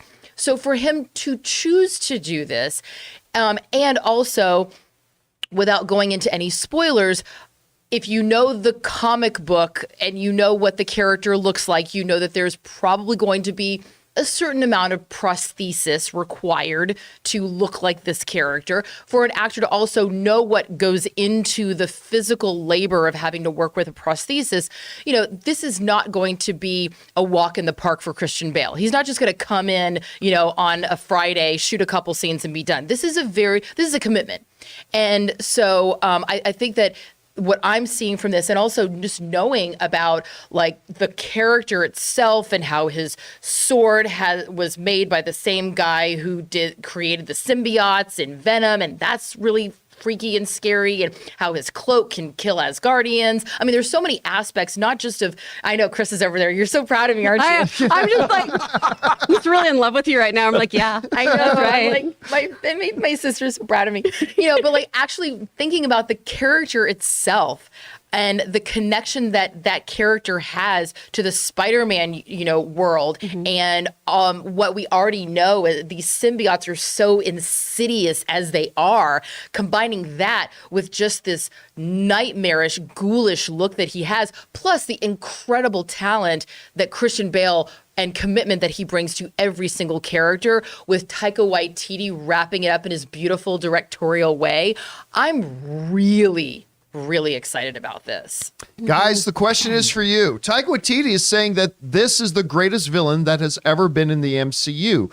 What are your guys' thoughts? Where's your anticipation level right now for Thor: Love and Thunder? Whatever you guys think, jump down to the comment section below and leave your thoughts there. All right, guys. With that down, let's get into our fifth and final main topic here today. Chris, what is our fifth and final main topic today? Final topic is coming from Daniel Hogan. Wonderful Wednesday, John Campea crew. A few weeks ago, you talked about how the teaser for Thor: Love and Thunder became one of the most viewed trailers of all time, even bigger than the Doctor Strange 2 trailer. Now that we've seen how big Doctor Strange 2 opened at the box office, does Thor 4 have any chance to do better? What are the pros and cons working for and against such a possibility? Thanks for taking my question. All right, thanks a lot for saying that. And we're just talking about, Thor: Love and Thunder and the anticipation of it and all that kind of stuff. And Christian Bale and the hype that maybe he's the best villain ever. But we'll have to wait and see when this thing actually comes out. But a really good question, though, is like, how big can this open? And that's a good question. Ray, can you look up for me the opening weekend numbers? How much did Thor Ragnarok open to? Because that's going to be interesting to look at. Because the first Thor was not the biggest gangbusters. I mean, it was very respectable for the era in which it came out. 122 million. 122, Thor Ragnarok. Yeah. And that movie is ridiculously entertaining and fun, and people loved it, were very entertained by it. 122. Can it make that plus another 40? No, that plus another 60 to catch what Doctor Strange did? I don't know. I honestly, I don't know. And I'll say right now, I don't expect that it will. 266 million, baby. Ray is going with 266. Free. No, the hot toy wonders for Doctor Strange. Ray is going with 266. Right now, look, we're going to have to gauge what happens once the real full main trailer comes out and we get our first look at Gorr, and we're going to hear people's response to it, and then we can start to get an idea. Right now, my guess is probably not, although it does have something going in its favor. And one of the things it's got going in its favor is I think this movie is just going to look more fun than Doctor Strange did. Doctor Strange was not a family-friendly movie by any stretch. It certainly started out kind of family-friendly in a way. Kids. Yeah, unless you don't like your kids. It's great. You know what? I feel like traumatizing my children today. I don't like mine. Should I bring them to see it? This is a movie that you should bring your kids to. So while I'm saying I am more excited, more hyped, more looking forward to, and more anticipating Thor: Love and Thunder for several different reasons, for what all the things we talked about, I am not actually expecting it to do as well of an opening. It's going to be bigger than Thor Ragnarok. It's going to be an amazing opening weekend, but I don't know if I see it cracking like 190. I don't know, Chris. We're in the post Doctor Strange 2 era now. We're heading towards Thor: Love and Thunder at a breakneck speed because it's coming out in less than 2 months now, I guess. I don't know. Do you think it's going to muster enough interest from the general audience to actually outdo the opening weekend of Doctor Strange 2? I do. Really? I really do, because my friends who are casual Marvel viewers love Thor Ragnarok. Right. They were obsessed with that film. And I know they're really, really hyped about this. This has a lot of things going for it, too. It's got Taika Waititi. Apparently has the best Marvel villain ever, according to Taika. So that's pretty cool. I think it's going to be a wildly fun film we've talked about this, the character development in this film is going to be so great. The exploration of all the dynamics that have shifted in Thor's life are going to be really, really interesting. It's going to have a bitchin' soundtrack. It's going to look really, really cool. If you're a Guardians fan, you're going to want to see this film, too.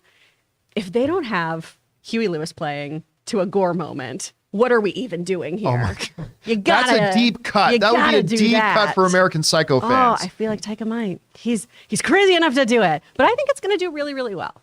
Aaron, Yeah, what do you think? You like obviously I know Tom is big into these types of movies too. Do you think that a Thor Love and Thunder has a chance of outdoing the what was it 186 million that Doctor Strange 2, or do you think it'll come in somewhere under that? Where are you reading? I think absolutely it's going to do more than Doctor Strange. Really? Like, not even a question. And the only reason why I say that is because, well, there's a couple reasons. Number one, I think that the character of Thor, now let's all just take a breath, outside of the world of comic book movies. I think that the general audience who is not as familiar with all of the characters has more of an inclination to go see Thor than they do Doctor Strange.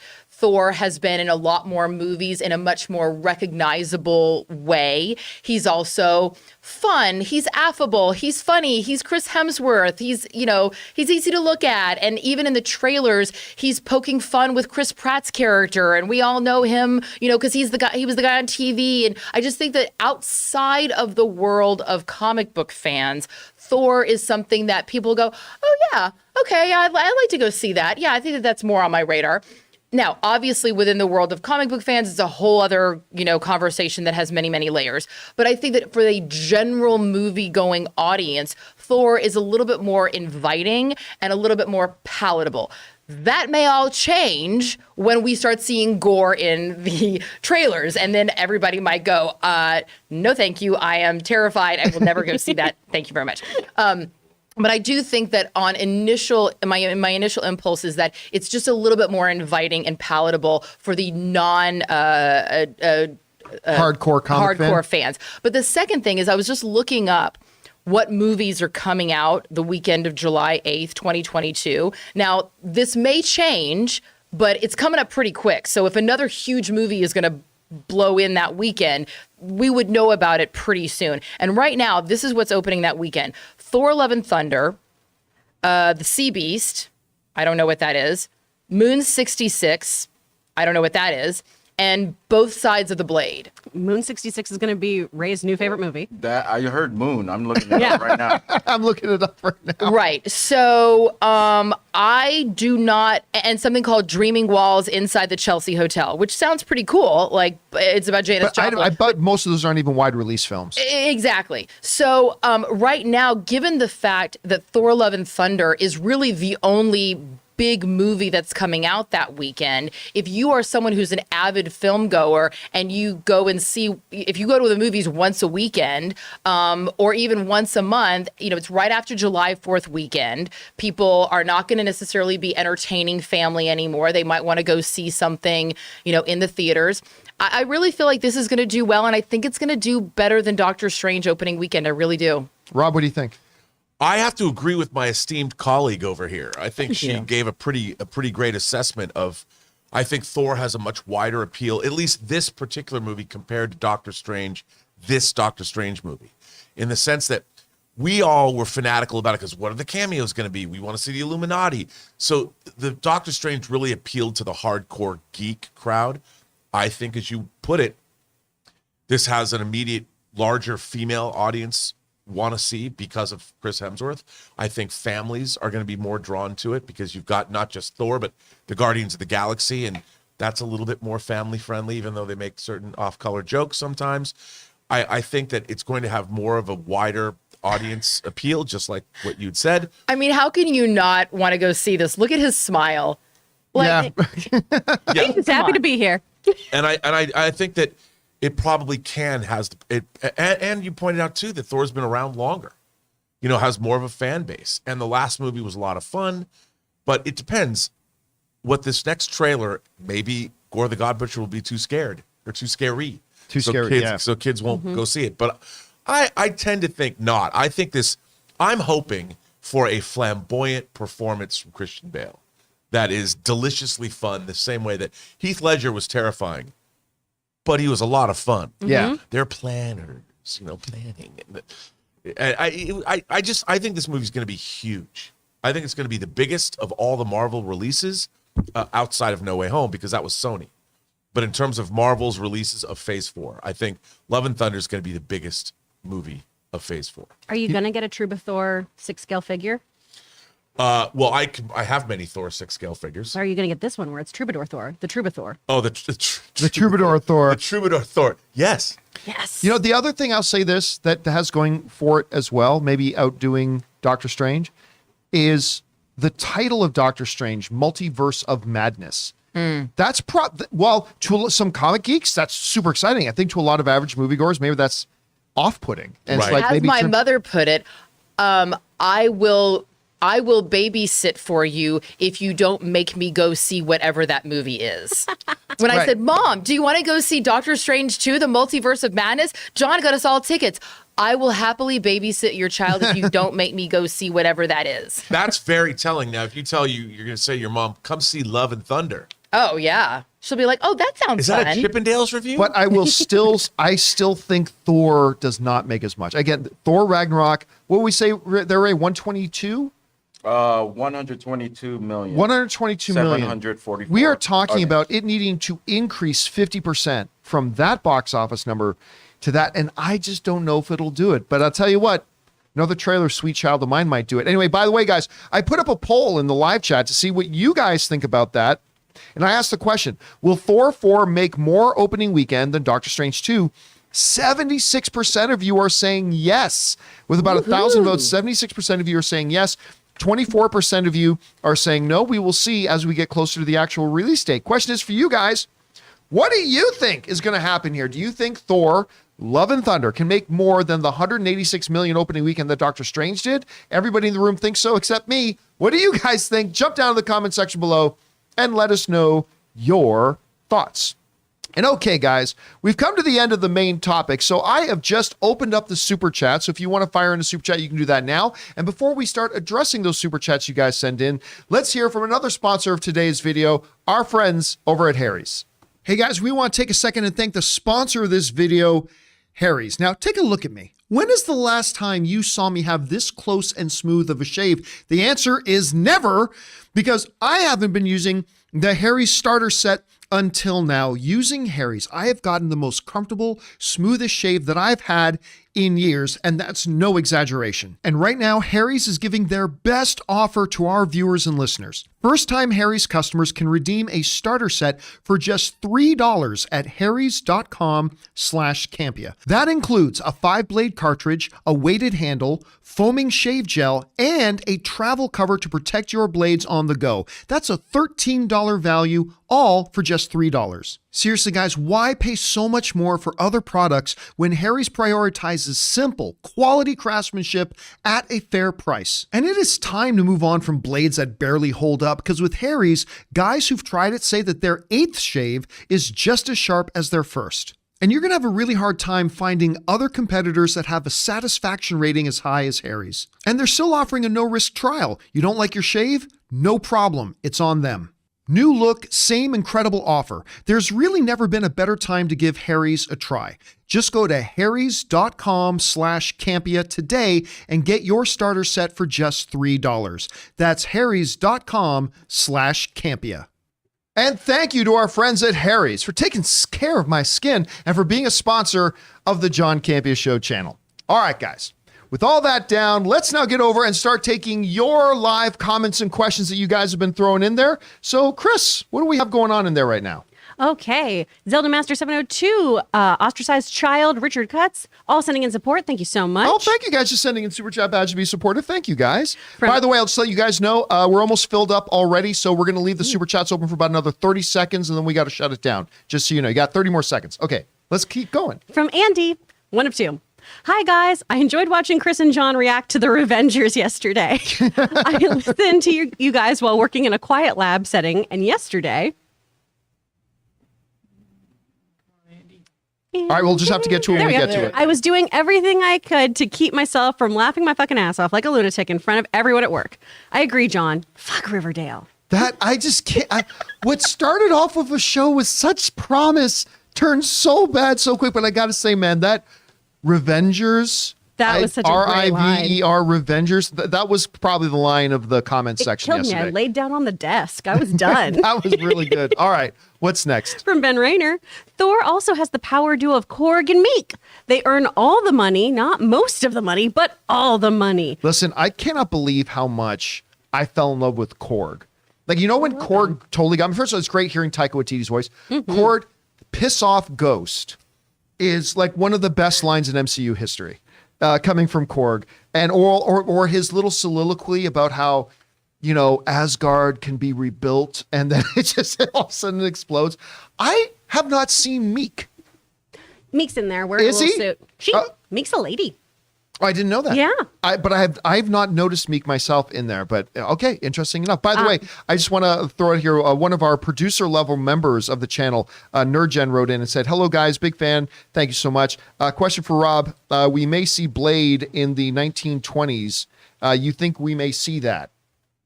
In the 1920s. Maybe. I don't think so. I don't know. I'm just curious how they're going to delve right into the supernatural. We could. I mean, has he been around that long? I don't know. All right. By the way, Hentier, one of our director level members, writes in, "What are your thoughts on a possible Secret Wars movie in the coming years? This might be the solution to the multiverse issue you keep bringing up. Plus, it might actually give the multiverse a good arc." There is no good arc for the multiverse, in my opinion. But they're already working on Secret Wars, are they not? They're working on Secret Invasion. They're working on Secret Invasion, Yeah. right? Which may lead into a Secret Wars. But by the way, just want to remind everybody, just because it's called Secret Invasion and just because they do something later called Secret Wars, don't assume that it's going to be just like it is in the comic books. I mean, all you got to do is see Civil War, Days of Future Past, Age of Ultron to know that they will take great liberties and make it very, very different while keeping some themes. But that is a possibility. All right. What's next in the live chat? Oh, but Ben also just wants to say that Thor's going to make more than Doctor Strange 2 opening weekend. I mean, I think, look, 76% of the people said they assumed that. So we'll find out. All right. What's next? From Sam Fisher, one of two. I watched Strange New Worlds. Really enjoyed it. Disagree with Rob, though. Only Pike used colloquial language from the 20th century. All right, let's just go back. Guys, just so you know, if you send in multiple part things, we're just going to have to get to them as we get to them, unfortunately. I mean, obviously, I agree with you, but hey, there's that. All right, what's next? From Cara Black, do you believe we will see Bryce Dallas Howard direct both a Star Wars film and a Marvel film within the next 5 years? Possibly. I mean, she's kind of a darling right now. Like, you guys heard us talk about, I believe she should be handed a Star Wars movie. I really, really do. She's really coming into her own. I love what she's done with Mandalorian, and her episode on Book of Boba Fett I thought was fantastic. I thought it was the best episode of Book of Boba Fett. So I'm going to keep my fingers crossed. I hope so. I love her. All right, what's next? From Suthius, it's official. Charlize Theron took to Twitter with a portrait stating, "Meet Clea." I love that the MCU now has Charlize effing Theron. Yes, oh God, yes. Yeah, without going into any details, I think a lot of people heard that she was going to be in there. So I'm not going to say anything. I just really don't think they did a good job of introducing her. I just thought that was really badly done. Oh, but I love her. She's awesome, of course. All right, what's next? From Elizabeth Horado, I 100% believe that Thor 4 will make more money than Doctor Strange 2. I saw Ragnarok 3 times in the cinema, and as of right now, I don't feel like rewatching Doctor Strange 2. Taika makes films that are rewatchable. Absolutely, but rewatching has nothing to do with it. That's the catch, right? We're talking about opening weekend. Will the marketing be enough to get people flooding into the audiences? Now, of course, we've only seen the first teaser, but you're thinking, I mean, you mentioned this, Robin, I think you're right. It's all going to come down to how does Gorr come across when we see him in a trailer, and is that going to excite people? You think it will? I think it will. I think it's going to be crazy, and people are going to be like, wow, did you see what Christian Bale did? I don't think it's going to be off-putting. Like, I'm sure when you're a parent, when you see Doctor Strange's face block out, he's going, wah! Which I loved. It's not like you're going to take your 6-year-old to see that. Really? Like we see zombie Doctor Strange and all these dark demons flying around him in the trailer? Yeah, I mean, call me crazy, but the Thor trailer already looks fun. I mean, it looks like you could take your kids to that. The kids are laughing at that. They're not going to be terrified. And I think when Gorr the God Butcher shows up, it's going to be fun. I think people are going to want to go see it. All right, what's next? Not scared. Daniel Dang, I have never felt more uncomfortable watching a scene than watching the boar on the floor scene in Succession. I can't remember it. I'm not ahead. Wait, on is that Succession in at all. is there a new season of Succession that I don't know about? No. Boar on So I'm trying to remember. I can't remember. Yeah. I am a big Succession fan, and I'm blanking. Yeah, on I've that seen. right now. Yeah, I don't even know what season we're talking about, unfortunately. All right, what's next? From Jay Bling, Christian Bale has spoken about how he can't keep doing these weight-altering roles for much longer. So I do very much think he wanted to do something fun for a change with Thor: Love and Thunder. Well, I mean, it doesn't.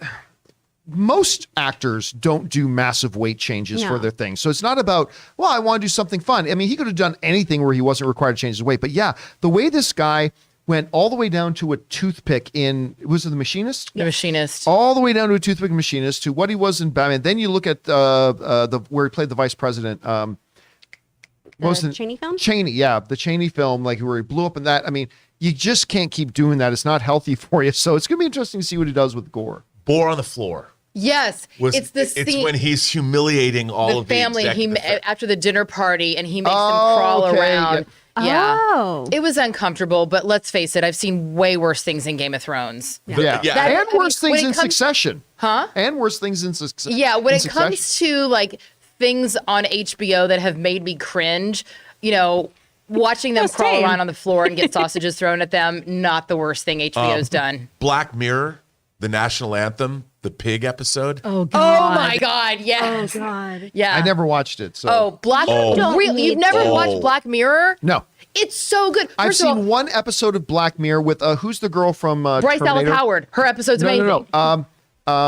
She was the main hero in the most recent Terminator film. Oh yeah, and she's Mackenzie from Davis. Mackenzie Davis. Yeah. I saw the one episode with Mackenzie Davis where she falls in love with the other girl. Yes, Yes, that was really good, but that's the only episode I ever You seen. have to In watch general, the it's national a great anthem. show. That episode is so disturbing. The national anthem was the first episode. But what about the Star Trek episode? I That love was that good. episode. My friend Billy is in that. He's the one that anyway. Like no, that's one actually I think You that you would would love that really one, like. yeah. I mean, they bring in such brilliant actors, and it's one episode, and they're all just like I thought they're Bandersnatch crazy. was Just fun, sit too. down with Ann and watch the national anthem, Black Mirror episode. All right. Well, nothing that you've said has made me feel at all enticed to do that. But I don't want to say what it is. You just have to discover it for yourself. all right. Okay, what's next?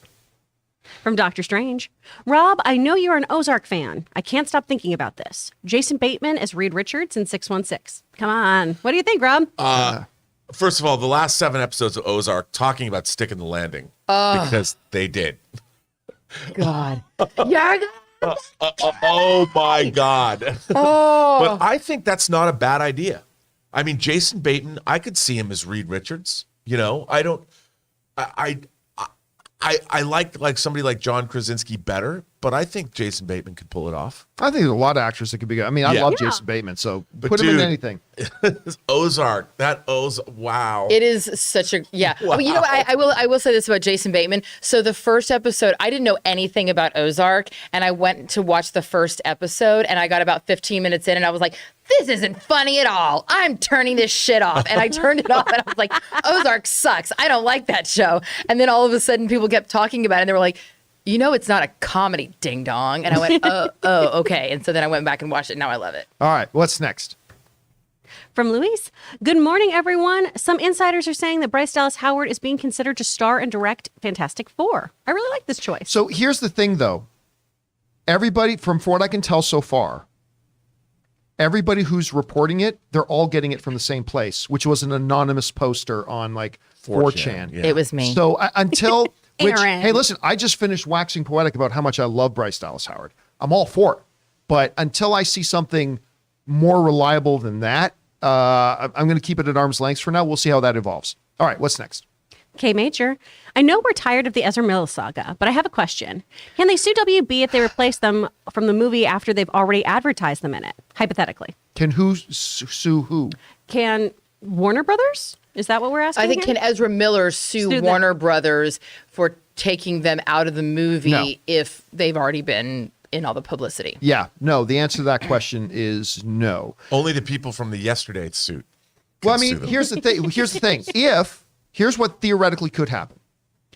If they continue to show trailers for The Flash for the next year, all with Ezra Miller in it, right up to the day of the release, and then people go to see the movie and Ezra Miller's been taken out, then yes, a class action lawsuit could be filed. by the viewers. By the viewers. For false But advertising if or they something. take him out of the movie, they're going to change their marketing campaign between now and when that movie But comes Ezra out. Miller can't turn around and sue the No, studio. because No. they can put him in or take him out. This is true of any performer. They can put them in or have them taken out any amount of the movie that they Yeah. want. So that's not a thing. I can't sue people for the commercials I was cut from. I mean, that's just how life is. All right, what's next? From Andy. Oh, this is Andy's second part. I was doing everything I can to keep laughing. Oh, we read this one already, I think. Yeah. Okay. Haha. Sorry, Mr. Holdbrook. Will we ever see a new Spawn movie? Do we need to? Yes, but not anytime soon. I And mean, they do keep we- talking about it, you know. Yeah, let's Todd McFarlane says, I'm going to write and direct. They've been trying to Yeah. get that off the ground. They were going to do it with Blumhouse. let's put it this way. Todd McFarlane is a good Canadian kid, so he has my allegiance. But I have no interest in a Spawn movie that is written and directed by Todd McFarlane. I have no interest in it that a guy who doesn't have one lick of experience in writing or directing a feature-length film, thinking they're the guy to write and direct it. No, I have no interest. And that's why studios have been looking at what he's been turning in and going, hell no, we're not financing that. We're not putting that out. I mean, so until he's off it, I'm really not interested in it. The first Spawn movie was one step above The Spirit that Frank Miller directed. God, that movie is so bad. All right, what's next? From Andy. What is David Zaslav's favorite fragrance? Axe. Axe of Zaslav body spray. Get me some of that. Give me some of that. All right, what's next? Brittany Howard sending in some support, so thank you, Thank you, Brittany. Tom Fulton. Hey, y'all. I'm getting really excited for Star Wars Celebration. What are you all most looking forward to at the event? Will you be doing anything show related there? No, absolutely not. I am going to go for one day. You're going for. I'm going. We still don't know. Okay, still no, like 1 day, 2 I days, should 3 really days. talk to Logan when I get home. Here's what I'm looking forward to the most. I'm looking forward to something we don't know anything about yet. Mm-hmm.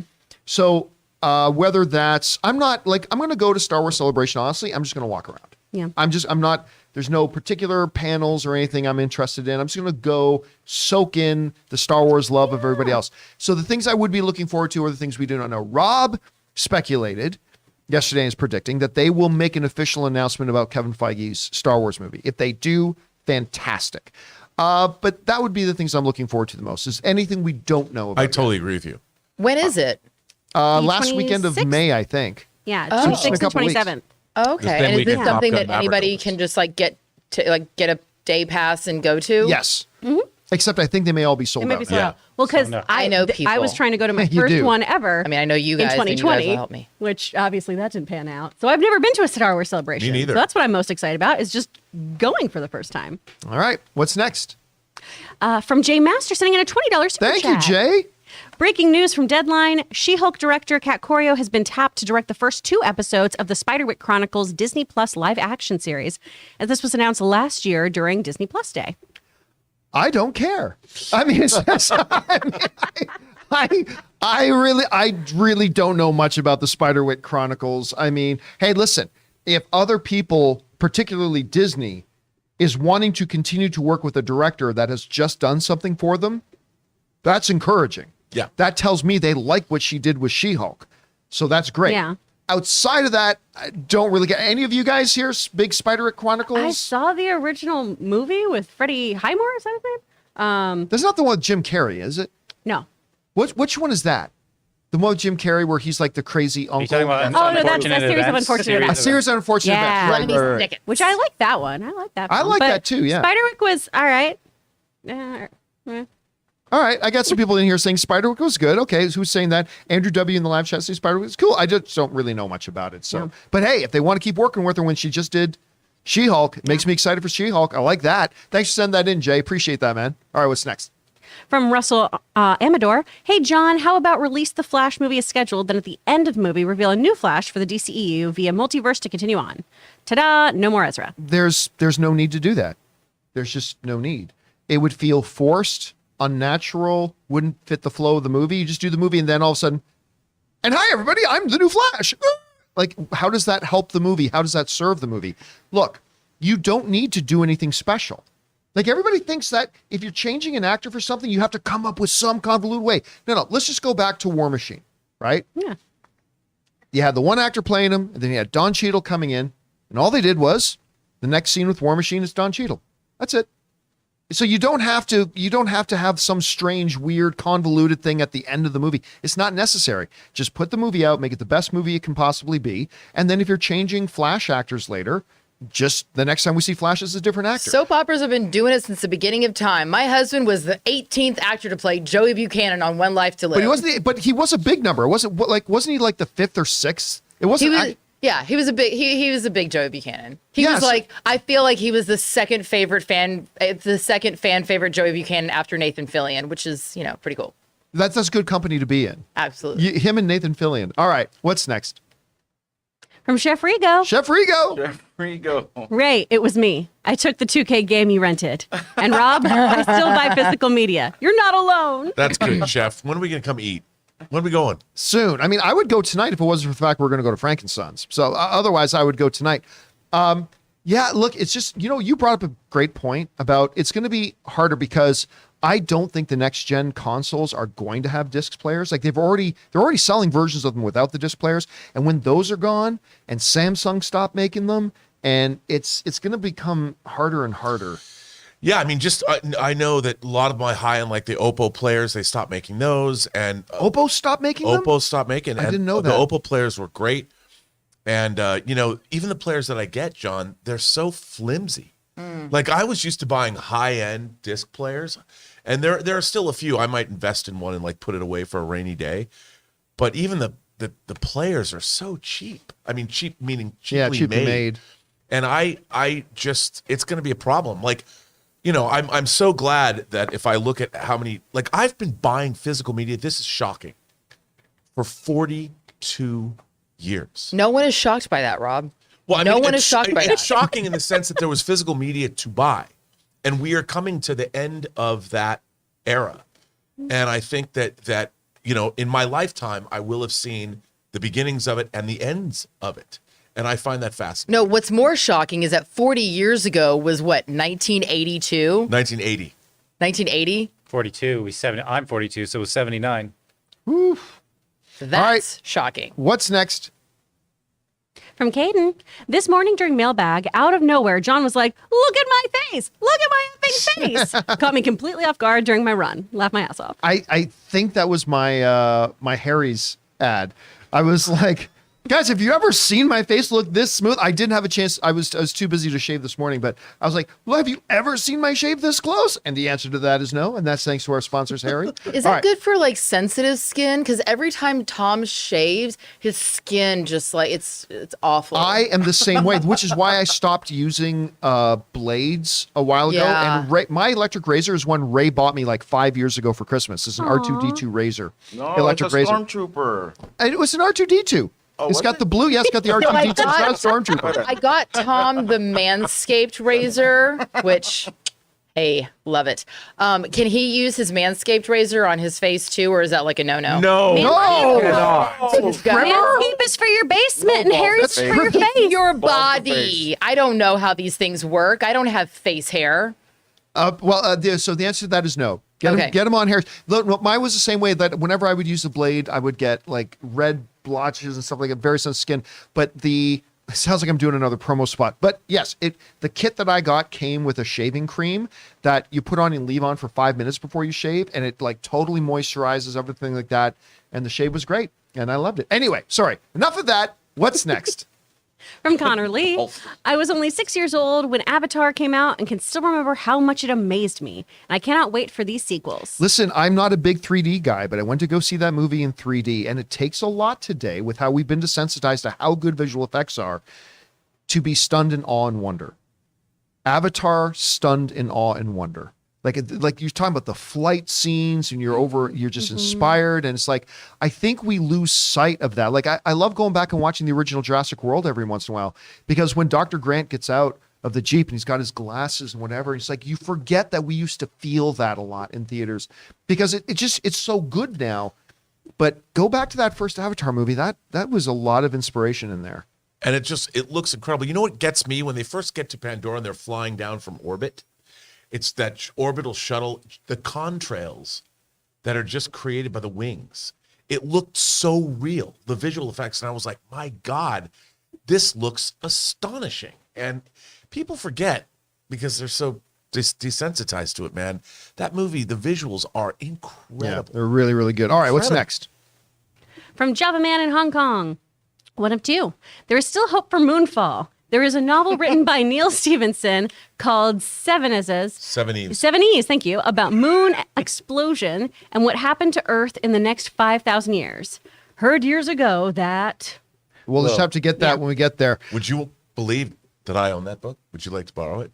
So Kind it's of. actually a novel? What's the name of it again? Seven Eves. Seven Eves. Yeah, by Neil Stevenson. How old's the book? When did that come out? 7 or 8 years ago. So it's not that old. It's not that old. Do you think it would make a good movie? It's interesting because it's kind of in two parts. I think it would make a better series. Okay. But it would. Neil Stevenson wrote Snow Crash, which I think is one of the most entertaining books I've ever read in my life. The All next Moon movie But it's a moon movie. is going to be Artemis by Andy Weir. That's right. I'm reading that right now. It's pretty good. I like that author. So Yeah, All he right. wrote. Well, Andy, he's the author who wrote. He wrote The Martian. Okay. All right. What's next? From Film Code Podcast, finally watched Top Gun for the first time. Awesome. My hype for Maverick is unreal, but how on earth did it take so long for this to get a sequel? Look, they could do The Offer kind of series for trying to get. I mean, this thing goes all the way back to when Ridley Scott's brother when Tony was supposed to do it, long before he died, and it's been a whole huge, right up to the point where they released the trailer for it 4 years ago, and then everything happened, the pandemic and whatever. Long running. Look, all I'm going to tell you is this: the new Top Gun is better than the original Top Gun in almost every way. It's just I was floored by how much I liked it. I couldn't believe how much entertained I was by it. And not only is it wildly entertaining, there's a surprising streak of melancholy, I think, in it by the Tom Cruise character, kind of looking back at his life and the changing of the guard, like what he lived for as a fighter pilot, kind of like the world is changing. Just like we're going to lose physical media, people are going to be flying drones. Who's going to be flying anymore? And I was surprisingly affected by that. It's a terrific, terrific movie. Even if it wasn't Top Gun, it was called something else. It's a great film. You loved it, Aaron. I loved it. I laughed. I cried. I have told everyone about it. I immediately called my mom. She was thrilled. She's ready to go see it opening weekend. Yes. I'm first of all, I'm so happy for you for seeing Top Gun for the first time. It is such a fantastic movie. And yes, I think that if you enjoyed Top Gun, you are going to absolutely love Maverick, as I did. All right. What's next? From Alfredo. Hi, John. Been watching since your Ant-Man and Age of Ultron coverage. Wow. The new set is nostalgic. Yeah, it is kind of great. I'll tell you what, my favorite thing about the new set and the studio is something that you guys won't be able to appreciate, which is I don't have to run the show anymore. Yeah. Like trying to think about everything I need to say and be the host and all that kind of stuff while I'm also controlling all the audio, all the video, swinging the graphics, all that kind of stuff. I don't have to do that anymore because Jonathan Boyko is here to do that. And he's doing a great job of it so far. And to me, that is like my favorite part of this, which is, and I'm not going to lie, really the main kind of motivator for me for us to get a new studio space. But I mean, yeah, let's go to that wide shot, Jonathan. I love the new studio. I love the new studio. I love the set. We're comfortable. Like we're not kind of cramped into that converted garage we had before. I am in the room, by the way. Yeah. You're on the island. People in the chat are like, why are Ray and Aaron in a different room? We're all in the same room. We're just on the other side of the room. We are all- Broke the It illusion. does actually make me sad that I don't have to like squeeze my like, oh, sorry, Chris. Oh, sorry, Ray. Oh, hey, Rob. Like, we're not all. Yeah. It's mostly just hard for us now to look at each other and be like, what the fuck is happening? Listen, I what know. we were And able also to because do, I'm only here on Wednesdays, I'm already feeling like you guys get in a conversation and then I'm like, I have something to say. I'm still over here. Can I say Flag us something? down. So if I interrupt you, it's because I think that you may have forgotten I'm here because this studio is so large. and like you guys, we did a really good job in the converted garage. Yeah. On camera of making it not look, it was completely claustrophobic. Yeah. It was completely claustrophobic. Like it was tight with 3. And then we get 4 people in there. And it was like, and then when we would have a 5th, like when Aaron would come in, it's like Ray would just have to get out of the room because we just didn't have any room. But Yeah, I love the new space. Thank you for that. And we are going to work, by the way. Like, this is the main stage. This is where the cameras usually are. But we are going to work on getting better backgrounds for both Ray and when Aaron's here as well. We're going to work on that. But just for now, this You functions. mean Superman getting laid in the back is not going to be like my. I mean, that's a totally separate YouTube channel altogether. Big view numbers. Aaron and Superman Superman getting get laid. All right, what's next? From Sin Vendetta. Hey, John, I know you're a big Weird Al fan, and he's going to be at the Fox Performing Arts Center in Riverside in September. Just wanted to let you know, and I'll be going myself. It would not surprise you to find out that Anne bought me tickets for that. Aw. Wow. Yeah, I am actually ridiculously big Weird Al fan. He's the only celebrity. I have gone up and started conversations with Harrison Ford, you name it. I have never had the guts in the 5 or 6 times I've been in the same room with Weird Al to walk up to and say hi to Weird Al. What is it about him that's so intimidating? I don't know. He's just, I am such a big fan of his. Like, Anne would always, we literally were going up an escalator once after a premiere and we were going to the after party. And Weird Al was literally standing on the step above us on the escalator going up, heading to the party. And Anne's like, this is say hi. I'm like, no, I don't want to bother him. Don't want to bother him. He's here to enjoy himself. Do you have a favorite Weird Al song? You're not perfect, but you're good enough for now. It's one of the greatest love songs of all time. You're not perfect, but and it's an original. It's not a spoof. Right. So I love that. But then you go back to his big classics, whether it's like Eat It. I'm Fat. Just the dude's a genius. Are you excited about seeing Daniel Radcliffe as Weird Al? Apparently, Weird Al loves Daniel's performance. Trailer, I'm not gonna lie, the trailer didn't do a lot for me. But what did stand out is like, was Weird Al ever that ripped? Because Daniel Radcliffe is now ripped. And I don't know that Weird Al was ever that butch, but I don't know. We'll find out. Well, I think there's a big difference, though, and this is no commentary. I haven't seen the photos of Daniel, so this is nothing about Daniel, but I think there is a difference between being ripped and just having low body fat percentage. No, he looked muscular. Really? Yeah, there's a shot in the trailer where he's like walking across the stage with his shirt off and everything. I'm like, wow, little Harry's gotten bigger. Little Harry's growing up a bit. Little Harry has gotten bigger. That did not come out the way I intended it. Take it as Is you that will. a rock in your pocket, or is little Harry just getting bigger? That's That's- just one. He As needs Henry man continues things. to get laid back there. All right, what's next? From DatBoy22. Love Multiverse of Madness, seeing it again in IMAX on Friday. I'm not gonna lie. I saw it. Look, I don't think it's a top 10 MCU film, but all the films in the top 10 of the MCU film are fantastic. So I don't think it's a top 10, but I went to go see it a second time, and I liked it even more the second time. Like, I had fun. Like, the problems that I had with it are still definitely there. They're still the problems I have with it. But I found the things that I liked about it kind of stood out even more to me this time. I think Anne had the same thought. She liked it the first time we saw it. She liked it a little bit more the second time. I'm going to see it 1 or 2 more times, actually. Yeah. All right, what's next? Sam Fisher's second part. This was about Pike, I believe. Right. We know he's a fan of that stuff. The first scene is him watching an old sci-fi movie. Love Mount's portrayal of him as sort of a happy-go-lucky. Yeah, again, like I was saying, I was going into it expecting he would either try to channel a little bit of Kirk or channel a little bit of Picard, or maybe like Daniel Craig. I was about to say Radcliffe as James Bond. Daniel Craig kind of channeled both of them.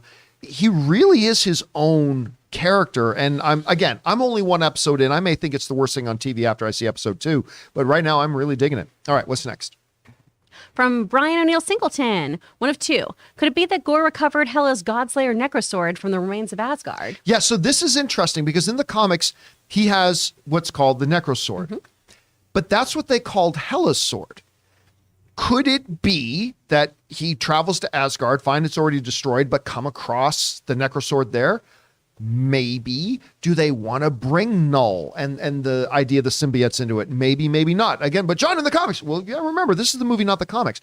I'm going to go out on a limb and say, I don't think they're going to have this connected to Null. I don't think Null's going to be mentioned. I could be wrong, but my guess is they won't mention Null. What do you think? Maybe. I think they might. There might be a mention. They might tie, but again, I'm pulling that out of my ass. I have no idea. Because I don't know.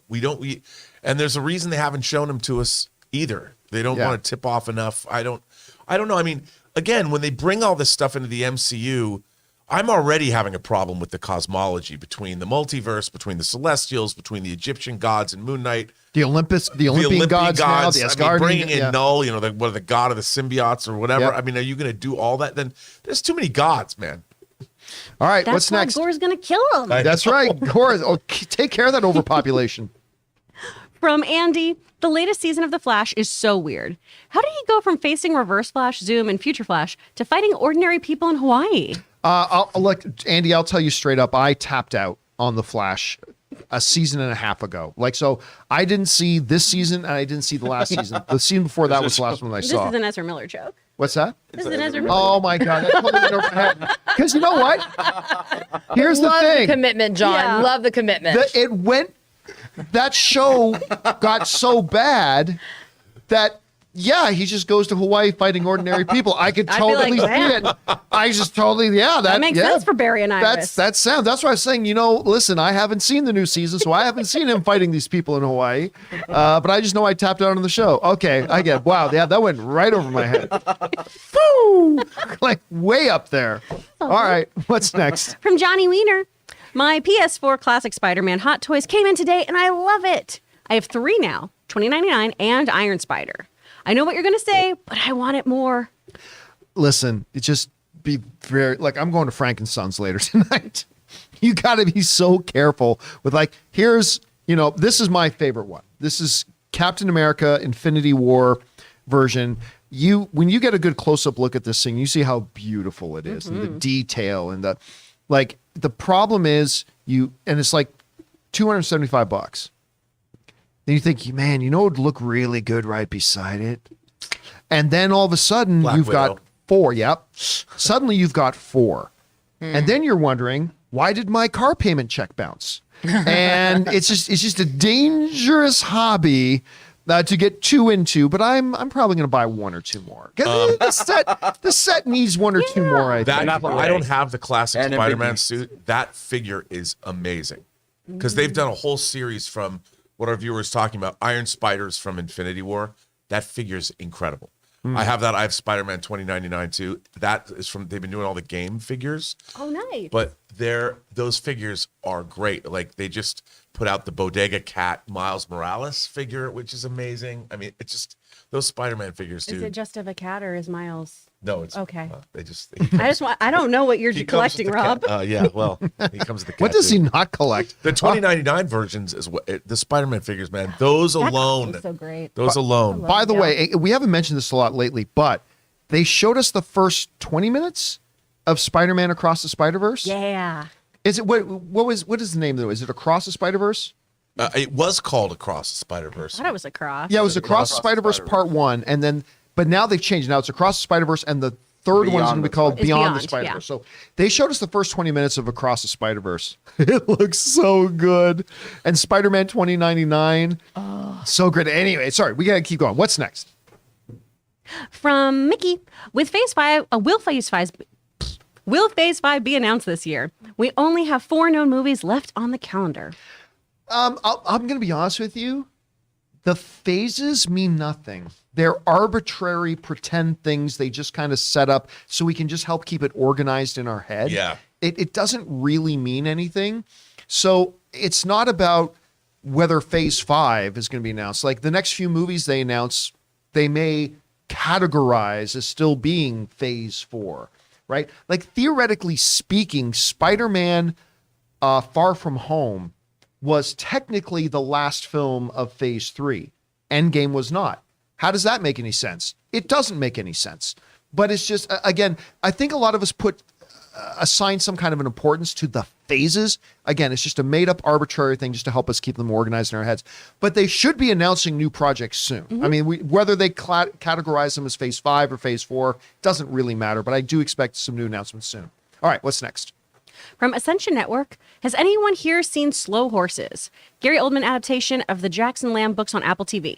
Absolutely incredible. Everyone is telling me about I have this. heard keep nothing but hearing good great things about it. Yeah. Yeah, I need to there's watch it. like incompetent spies. Is that what's and Gary Oldman's trying to whip him into shape? Essentially, or yeah, where it's just you're not good enough for MI6, so you're here now. Yeah, it sounds like it's great, and I'll watch Gary Oldman in anything. Yeah.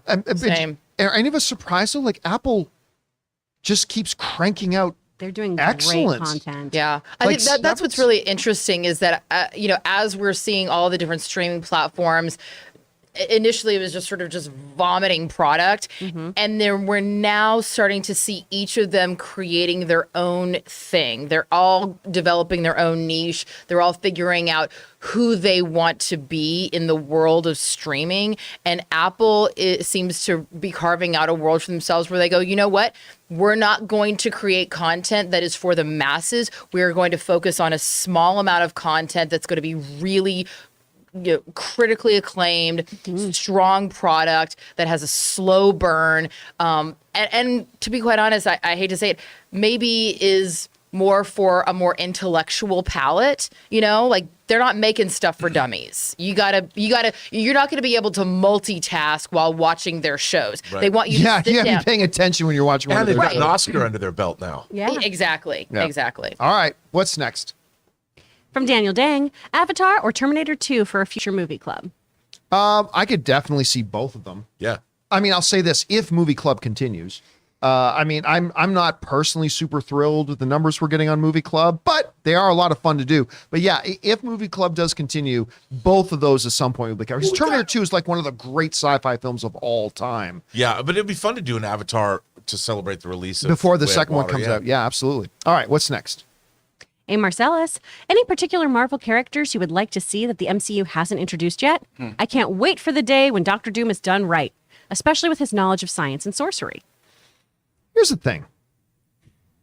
First of all, if this is probably the question I've been asked most in my entire career. What MCU character that they've not done yet do you want to see next? Because I mean, when you look at the amount of stuff they've done, I mean, what's left, right? I will give the same answer I've always given. Bishop. Bishop is a character. Now, yeah, you can say, well, in this movie, he was kind of there for a sec. I mean, a true Bishop movie to me is the one I want to see badly. As far as Doctor Doom goes,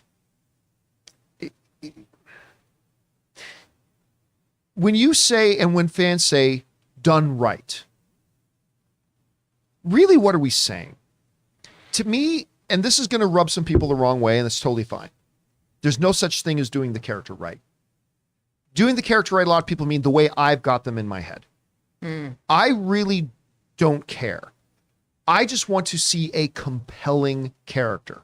What powers they have is not going to make the movie any better or any worse. How they get their armor is not going to make the movie any better or any worse. Is he already ruling? I was going to say Lithuania. It's not Lithuania. What's the name of this country again? Latveria. Is he already ruling? That's not going to make the movie any better or any worse. Having a compelling, interesting, three-dimensional character that has a good story surrounding them they can engage with, you do that, and you can do Doctor Doom any way you want, and it's going to be a win. So, yeah, I'm excited to see, but that's why I say, when people ask, who should be the villain of the next movie? And I say, people get weirded out when I say, it doesn't matter. How can you say it doesn't matter? Because Doctor Doom is arguably one of the greatest comic book villains of all time. He's been in 4 different movies. None of those movies have been good. What that tells us is that what villain you put in will not make the movie any better. It's about whether or not you have a villain that you write well. Yeah. And that's what we're waiting for. We're waiting to see Doctor Doom not done right. We're waiting to see Doctor Doom done well. And like when they do that, and whenever they get around to it, it'll be great. But just to you, Rob, quickly, I want to go to the room here. Any MCU character that they have not done yet that you'd love to see? The X-Men, and Bishop is part of that. Well, yeah. You know, and I'm surprised that we're 28 movies in to the MCU, and obviously extenuating circumstances. They didn't have the rights. Yeah. But it's weird to me because to me, the way I love Star Trek, I love the X-Men as far as Marvel's concerned. And it's strange to me. But I mean, we've been getting other X-Men, but I really want to see the X-Men in the MCU. What about you, Chris? I mean, I'm all for X-Men. I want a Rogue who's like the 90s animated series, right? I want her to be sassy, flirty, and Southern. That's what I want. And I really want to see You want Linda. Aaron Cummings as Rogue. I do. I mean, do want Aaron hey, Cummings in girl, that. I'm right she'll here. She'll be Rogue and I'll be Squirrel Girl. We're going to just conquer Marvel. It's going to be great. Ray, you got an MCU character that they haven't put on the screen yet that you'd like to see? It's always the Sentry. Oh, that's right. You're the yeah. Sentry guy. That's right. All right. What's next? I'm sorry. Aaron. I'm like the resident MCU Expert. Yeah, you're our over walking here. You're not even encyclopedia. asking me. Who's the MCU character we need to see? I mean, personally, I'm going to say Blonde Phantom. I'm also Double Indemnity is one of my favorite films. I love anything from the 1940s. Preston Sturges is one of my favorite directors. So I just love Blonde Phantom because she's a hint from a time when women were deliciously devilish, and I think that we haven't seen her. So bring her in, and I didn't know you were a Preston Sturges fan. Oh, Sullivan's Travels is one of my favorite movies. The Lady Eve is one of mine, and I actually own it on physical media, the Hong Kong version. Wow. I know. Yeah, I'll bring it over, and we will have a little physical media Preston Sturges festival. Wow. All right, what's next? From Blue Jay, hi, love the show, just sending in support. Oh, thank you, Blue Jay. Always nice when people want to write in just to be supportive. Thank you for that, Blue Jay. Ulaton, over under 25%. Gorr will evolve by changing the way he looks as he gets stronger, similar to Frieza in Dragon Ball Z. I'm going to go under. I think when you in the Gorr the God Butcher stuff with like the God Bomb and all that kind of stuff, I never noticed any kind of a change in his physical appearance. I don't think there might be a change from when we see him as just this hungry native of a particular planet that is having a rough time, to after he comes in possession of whether it's the Necro Sword or some other MacGuffin that empowers him to go and take on gods. There might be a change in that moment, but I don't think we're going to see a changing evolution in his appearance. What do you think, Rob? Probably not, but although maybe they will. It's possible. It's possible. I just don't get a sense of it. I don't understand. I don't know anything about how, other than what we've seen, these images. I don't know, how does he speak? Like, what voice is he going to use? Like, I have no idea. That's why it's so crazy. We've seen a trailer for this movie. I want him to talk like this. I don't know. Is he going to do that? Answer to me, Thor. That's what I want to hear. All right, what's next? From She-Town Rules, 09. Thor makes 150 to 170, but has better legs than Multiverse of Madness. I can see both of those being true, Chi-Town. All right, what's next? From Caden, Thor will absolutely make more opening weekend. Way bigger casual fan base cling to him as opposed to Doctor Strange. Okay, great. Same fan base when Thor Ragnarok came out, made 122. And that movie was advertised amazingly, looked amazing, fantastic. Now, you may say, though, yes, but because it was so beloved, that's going to add to it now. Great. Can it make 66 million more? We'll find out. I still think under, but ask me again after the next trailer comes out. I might have to change my tune. All right, what's next? From Jedediah Elias, one of two. I know some people that didn't like Ragnarok, but for the most part, Thor 4 is making all the money. It's the final installment in the Thor trilogy with Christian Bale returning to comic book movies. Yeah, I don't know that I call Thor 4 the final movie of the Thor trilogy. I was confused by that. I'm like, semantics there. By the way, I don't believe for a minute this is the last Thor movie. I don't believe it's the last Thor movie at all. I don't either. I think Chris Hemsworth has fallen in love with playing this character again. Yeah. This is the second movie in Taika Waititi's Thor trilogy. Yes, we could put it that way. That's a good way of putting it. All right. What's next? From Attack of the Mushi, Gorr entrance with War Pigs by Black Sabbath. Boom. There you go. I love that. Look, when you say War Pigs, I'm still just excited about seeing the boat goats. Yeah. Boat goats I'm just all hanging on boat goats. That's all I want to see. All right, what's next? From Sam Fisher, my 4 picks for Fantastic Four director: Peyton Reed, John Krasinski, Brad Bird, and Daniels. Everything Everywhere All at Once directors. I mean, great, but it's the same thing. It's X director and X role. Like, as long as you get a good, talented storytelling director, and all 4 of those are absolutely that, but there's probably about 20 or 30 others that I also think would be really great picks as well. Sure. But yeah, if they named any of the ones you just named, I'll be totally happy. All right, what's next? From Fifi, I think Thor Love and Thunder can outperform Multiverse of Madness because 1, the Guardians are in it. 2, Ragnarok is a fan favorite. 3, because it has nothing to do with multiverse, unlike the past 4 Marvel products. All those are absolute legitimate points to make. And you're incredibly right. And again, even just the title, Multiverse of Madness. Again, though, Thor, the last one, made 122. Can it do 66 more? That's a big ask. And making over $186 million is huge. What did we say? That was the 11th biggest opening in cinematic history. Yeah. Can Thor become the 10th biggest in cinematic history? I don't know. It's going to be a tall order, but we'll find out. All right, what's next? Java Man in Hong Kong, second part here. Ron Howard will be directing. Brian Gazer, his movie partner, last year answered to Collider question of what movie he wants to make if finance is no issue, and he said it would be Seven Eves. Seven Eves. So wait, does that mean Ron Howard is directing 70s? Is that what's happening? I don't know. I mean, if he wants to do it, that'd be really expensive. It's not an easy. That would not be an easy adaptation. But I'd love to see it.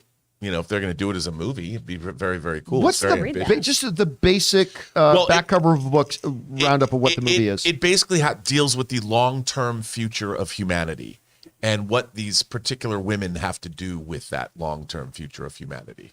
Like in a Handmaid's Tale way? No. Okay. In an evolutionary way. Oh. It's Like We Run the World, Beyonce style. Around the No.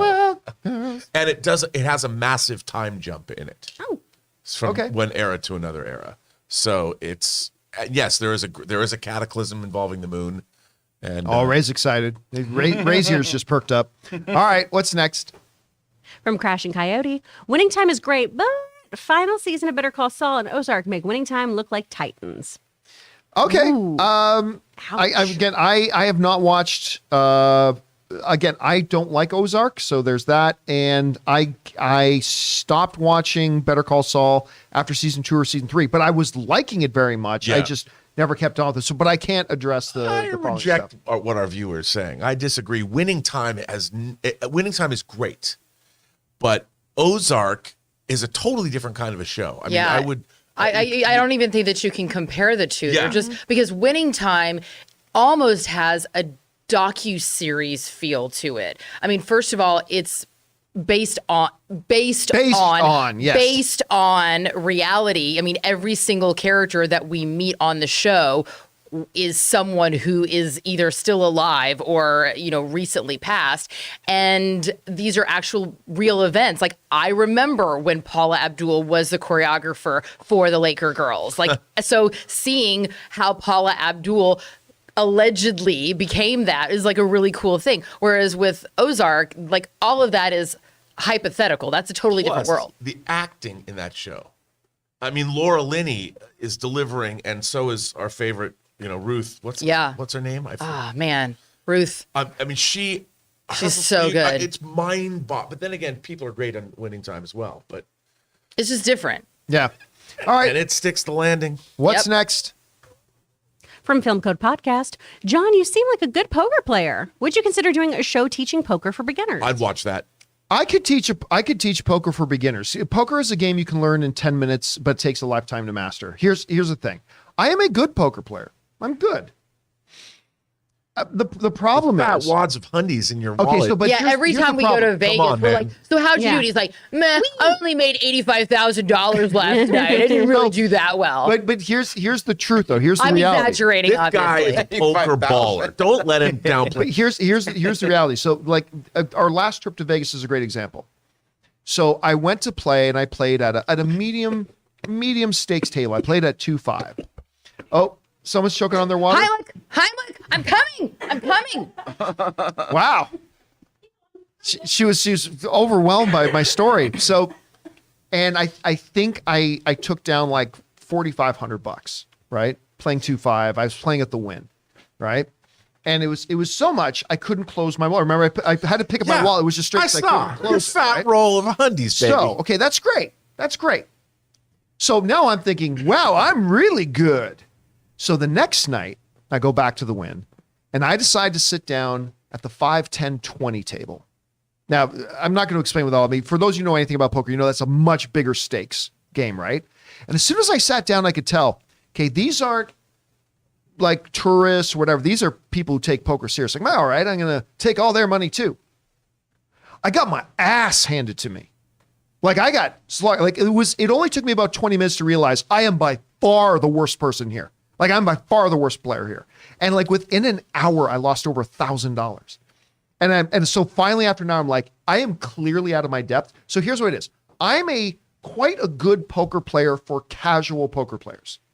I am no pro because as soon as I thought I could sit down with some of the pros, I got spanked badly. So yeah, I'm pretty good for a casual player, and I can teach how to get poker playing for beginners. Maybe I'll do that sometime. I just would for like fun. to take that class because Tom is a really good poker player in tournaments. Like we played at a celebrity. It's totally different. Cash and tournament, Exactly. totally different. And that's what he explained to me because he got down to like the final 5, like almost won a trip to Hawaii. Like he got down to the final 5 in this big thing. And I was like, oh my God, you're an amazing poker player. And he's like, I'm not though, because if it's just me and some friends playing a friendly game, I'm not going to play. And that's all about a different type of strategy. But I go, well, teach me how to play. And he's like, okay, well, this means a full house and this means a suit and this means a this and this means a that. And he's shouting all these things at me that I'm just like, I'm out. I'm done. So I need like poker playing for dummies. Yeah. So like when somebody says to you, I was sitting there with a double gutter and then I nailed it on the river. Like a lot of people look at you like you're speaking a foreign language, right? Or it's innuendo, one of the two. All right, what's next? Do you guys know you couldn't put water down your trachea? Did you guys know that? I learned that today. I learned that today. Ryan, I'm tired of this nitpicking that the multiverse of madness is getting. You want it. Oh, can I say all these? Now, time to move on. Okay. Sorry, Ryan, about that, but we're not going to read We stuff like appreciate that. you, Ryan. So sorry for those of you watching. For those of you in the podcast, we just saved you. Green tea drinker. Just wanted to send my positive thoughts to you and your mom, John. Thank you. Also, hello, fact checker Jonathan, since I neglected you in my last super chat. Oh, well, hello. One of these days, we'll even have a camera on him. Thanks for that green Ooh. tea drinker. What's next? From Jake. I think Rob likes physical media because he has this nightmare where all streaming services implode. Then he'll be the only one chilling. That's right. You're going to be that Twilight Zone episode, right? But then the Blu-ray player's going to break and you're going to go, but I had time. The name of that episode is Time Enough at Last, starring Burgess Meredith. And since this is National Twilight Zone Day, nice reference. Nice It's call going to out. be the end of days, and we're all going to be running around looking for water and food. And Rob's going to be like, "Ha ha! I have all the physical media. I can watch everything I want." There's no electricity and there's no player, but I have the But I disc. got No, it. because I will have gone to your house and taken all your solar batteries. My solar panels? I Yep. guarantee you, Rob has a backup generator just for his Blu-ray Probably. player. It's not a bad idea. All right, what's next? From Brian O'Neill Singleton, number 2 of 2. Also, there were rumors that there were going to be cameos from the greater MCU and Moon Knight. Your thoughts? Bring on the filthy. Don't care about rumors of cameos. Was Kumail Nanjiani was going I to mean, be... like Kumail Nanjiani, but again, if it was just going to be a cheap cameo, I don't want it there. I'll be honest with you.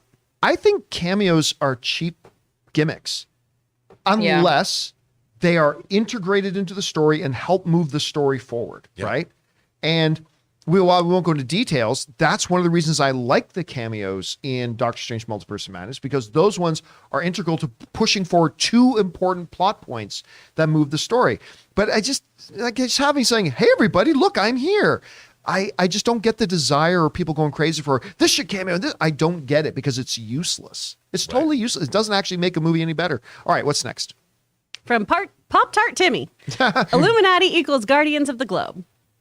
Oh my goodness. Okay, so you'd have to have watched Invincible, and you'd have to watch to the Doctor Strange's Multiverse to get that. That's actually a really good reference, man. That's a very good analogy. All right, what's next? From Mateo. Hey, John, love the show. Will Marvel make a villain-featured movie like the Joker in DC? Thanks. I would love if they did, but I really don't see Kevin Feige doing that. It just doesn't seem to be in his wheelhouse about what he wants to do. Look, I would love for Marvel to have the guts to tell a outside of their cinematic universe standalone story. I would love to see them have the guts to do that, but I don't think they've got it. This is where I'd love the Superior Iron Man that you talked about. Yep. I think that'd be killer. I think it'd be a lot of fun. All right, what's next? From Irene Jobson. Ray, read this. It's just a bunch of duck. Duck, duck, duck, duck, duck, duck, duck, duck, duck. I don't get it. Yeah. I have no idea. They're All just right, trying next to get Ray to say duck in the chat. Dacky Woods. Hey guys, I work for US Cellular and we offer a free Redbox movie a line each month. I have to tell people that there is an app. It's probably our least used feature. It will be interesting, though, to see how successful they can be in this big transition to being digital first and digital only. Yep. Because there is room in the market for AVOD. There absolutely is room in the market for it. So it'll be interesting to see how they're able to do that. All right, what's next? From Carlos, sending in a $50 super Thank you, chat. Carlos, for supporting us on that level, man. That's extremely generous. Thank you. Hey, campers, hope all is well. If Marvel ever gets around to doing a Hyperion movie, my dream casting is Henry Cavill, since Hyperion is the Marvel version of Superman, and we know how great he is in that role. What do you guys think? Stay safe and bring on the filthy. Honestly, Carlos, for all the reasons you just said, absolutely not. Because of what you just said. Like, it's kind of their version of Superman. Well, let's go get the guy who already played Superman. Look, I love Henry Cavill. Put him in anything as far as I'm concerned. And I agree with every point that you made. The thing is, it's because of your points that I would say, absolutely not. They shouldn't do it. And that's why I don't think they would. Rob, what do you think? I agree. I mean, I'd like to see a Squadron Supreme movie. I think that'd be cool. But he'd basically essentially be playing the same character. Why would they do that? Why would he want to? And yeah, that's the bigger question is why would he even want to? Yeah, you're right. I think he would stay away from that. I don't think Marvel would make that character either because it is too similar to DC. They've got their own legacy characters that they'll focus on. What do you think, Ray? Henry Cavill is Sentry? You want to see that? No, not Sentry. Not Sentry. Not Sentry. No. All right. What's next? From the Philosopher's Take, who sends in a $20 super chat. Thank you, Philosopher.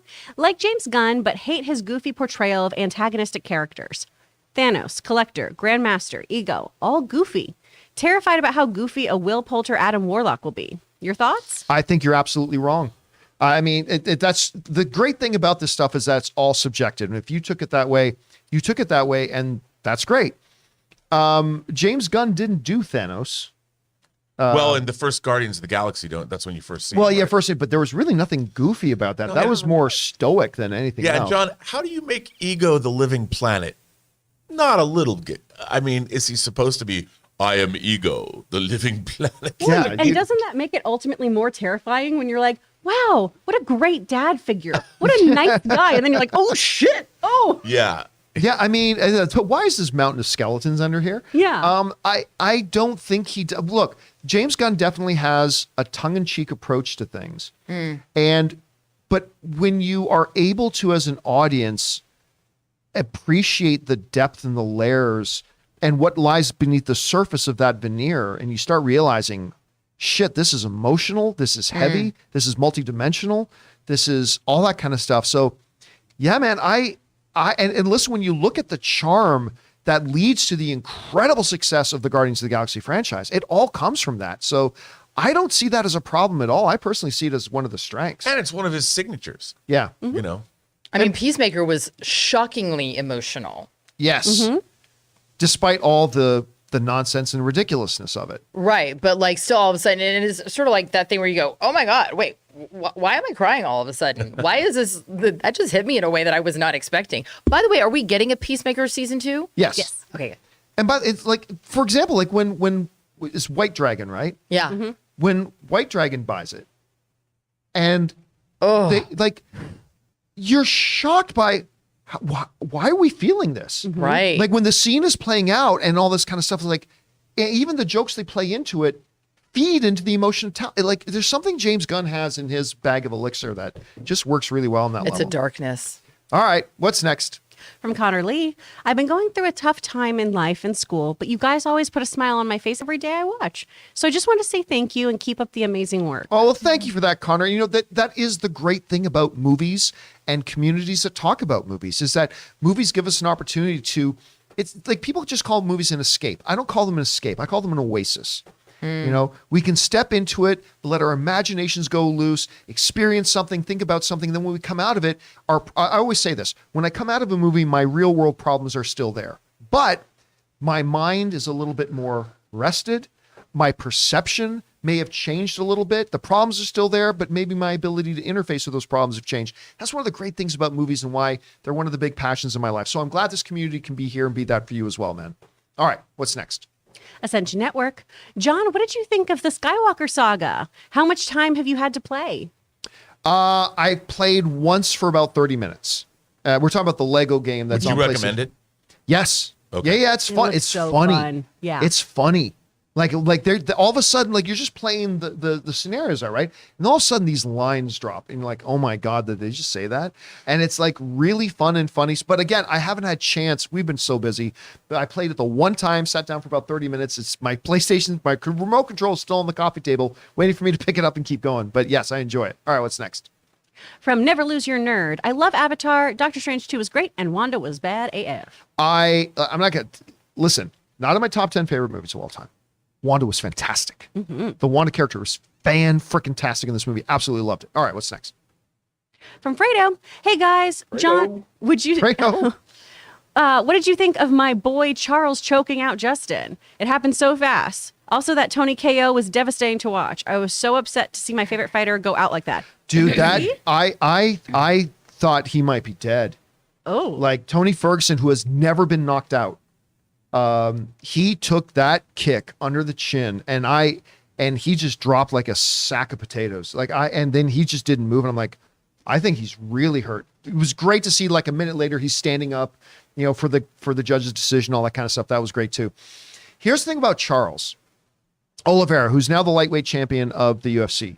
Here's the problem. He's great. I've followed him ever since he came into the UFC. I think he's wonderful. But here's the problem with him. In all three of the most recent fights when he won the title and defended the title, he's getting his face bashed in. He's been hit hard and before he choked out Justin Gaethje knocked him on his ass twice. And that's amazing that he was able to recover and come back for that and secure the submission. That's great. But that is not same thing happened against the guy who just knocked out Ferguson. Why am I freezing on Ray? Who's the guy who knocked out Ferguson? Chandler? Michael Chandler. So same thing happened to Chandler. Chandler busted him and dropped him on his ass, and he was able to come back, and that's great. But that is not the formula for a long championship reign. The one thing I kind of hope is that he makes one or two more defenses and make Khabib go, somebody thinks they're good? All right, and then have Khabib come out of retirement and destroy him. But hey, good on him for coming back, though. That was great. The most shocking knockout of the weekend was the fans during the Rose fight. Oh, yeah, when they knocked out from boredom? Yeah. Oh, Rose, what are you doing? Come on, Rose. I love her, too. I was so disappointed in that. All right, what's next? So disappointing. By the way, Jonathan, how much further we have to go here? 3 more. Okay, let's go. What's next? From David, there's a guy in my town that sells DVDs in the corner. He calls it Still? He calls it Hoodbox, and even he is going to streaming. I think Aaron is right. Physical media will just be for collectors. Oh, good old Oh my Hoodbox. God, Rob, we've seen your future. It's like, We have seen Rob's future, and it is called Hoodbox. Yeah, Hoodbox. hey, listen, maybe he's the guy, because I still remember a couple years ago, Anne had gone into downtown LA with her friend Corey, and she came back. She goes, look, I got Sonic the Hedgehog. And it had only been in theaters for about 3 or 4 weeks. She goes, I didn't even know it was out yet. And I look at him like, honey, where did you get this? Oh, this guy was selling them. Okay, sure. Have you noticed this looks like it came out of a bad Epson printer? And she goes, not really. I said, have you opened it yet? And she says, no. So we open it up, and it's just this white blank disc. Yeah, I'm like, baby. yeah, maybe it was the same guy. original. Maybe that was the someone same with guy. like the camcorder in the back of the theater. That's the director copy. Yes, that's right. It's the director's version. All right, what's next? Noah AG sending in support. Thank you, Noah. Jedediah Elias, his second part here to comic book movies, and the Guardians team returning after Infinity War. It's guaranteed at this point. What was the first part that Jedediah was saying Oh again? my God, I Talking missed the about first Doctor part. Strange. We were talking about, I can't remember what he was talking about at all, Joe. I actually copied his message because he said, just in case his second part didn't come in, I was waiting for his first part, but I guess you guys already passed it. Oh, Oh, man. so I'm not quite sure. I'm so sorry. Guys, remember, when you're sending in multi-parts, type them up in Notepad first and boom, boom, enter it right away so it doesn't come out so much later. Anyway, guys, that'll do it for today's installment of the John Campea Show. Thank you so much for being here, making the show part of your day.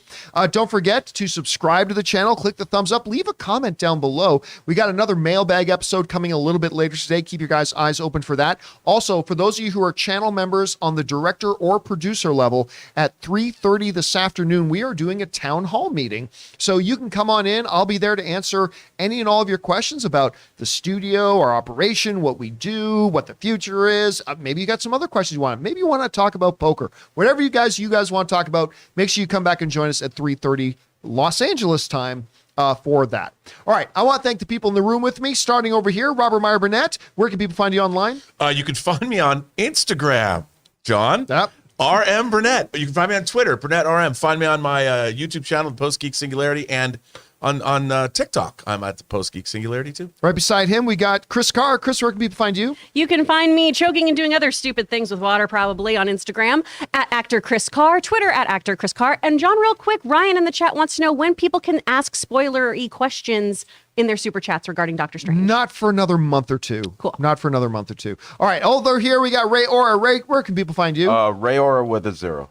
And right over there, our guest in here today, of course, with Joey Bishop. Look how cute Joey is. We got Aaron Cummings. Aaron, where can people follow you? You can check me out on Instagram at Aaron L. Cummings. Lots of pictures of Joey Bishop as well. And if you missed the May 1st episode of SWAT on CBS, check it out on streaming. I am playing a very angry prisoner lady, and apparently it's pretty good, but I haven't gotten a chance to see it yet. So, and by the way, no, I have not been crying. I've been sick all week, and I am 100% better. Thank you so much for the comments and the concern. I am 100%, and it is so great to be back here with my friends. First time in the studio. Yeah, it was your first time here. And of course, fact checker Jonathan, great job as always back there. And guys, you can follow me on Instagram or on Twitter simply at John Campea. You can see that right there. All right, guys, that'll do it for us for now. Thanks a lot for being here. My name's John Campea, and until next time, my friends, bye-bye.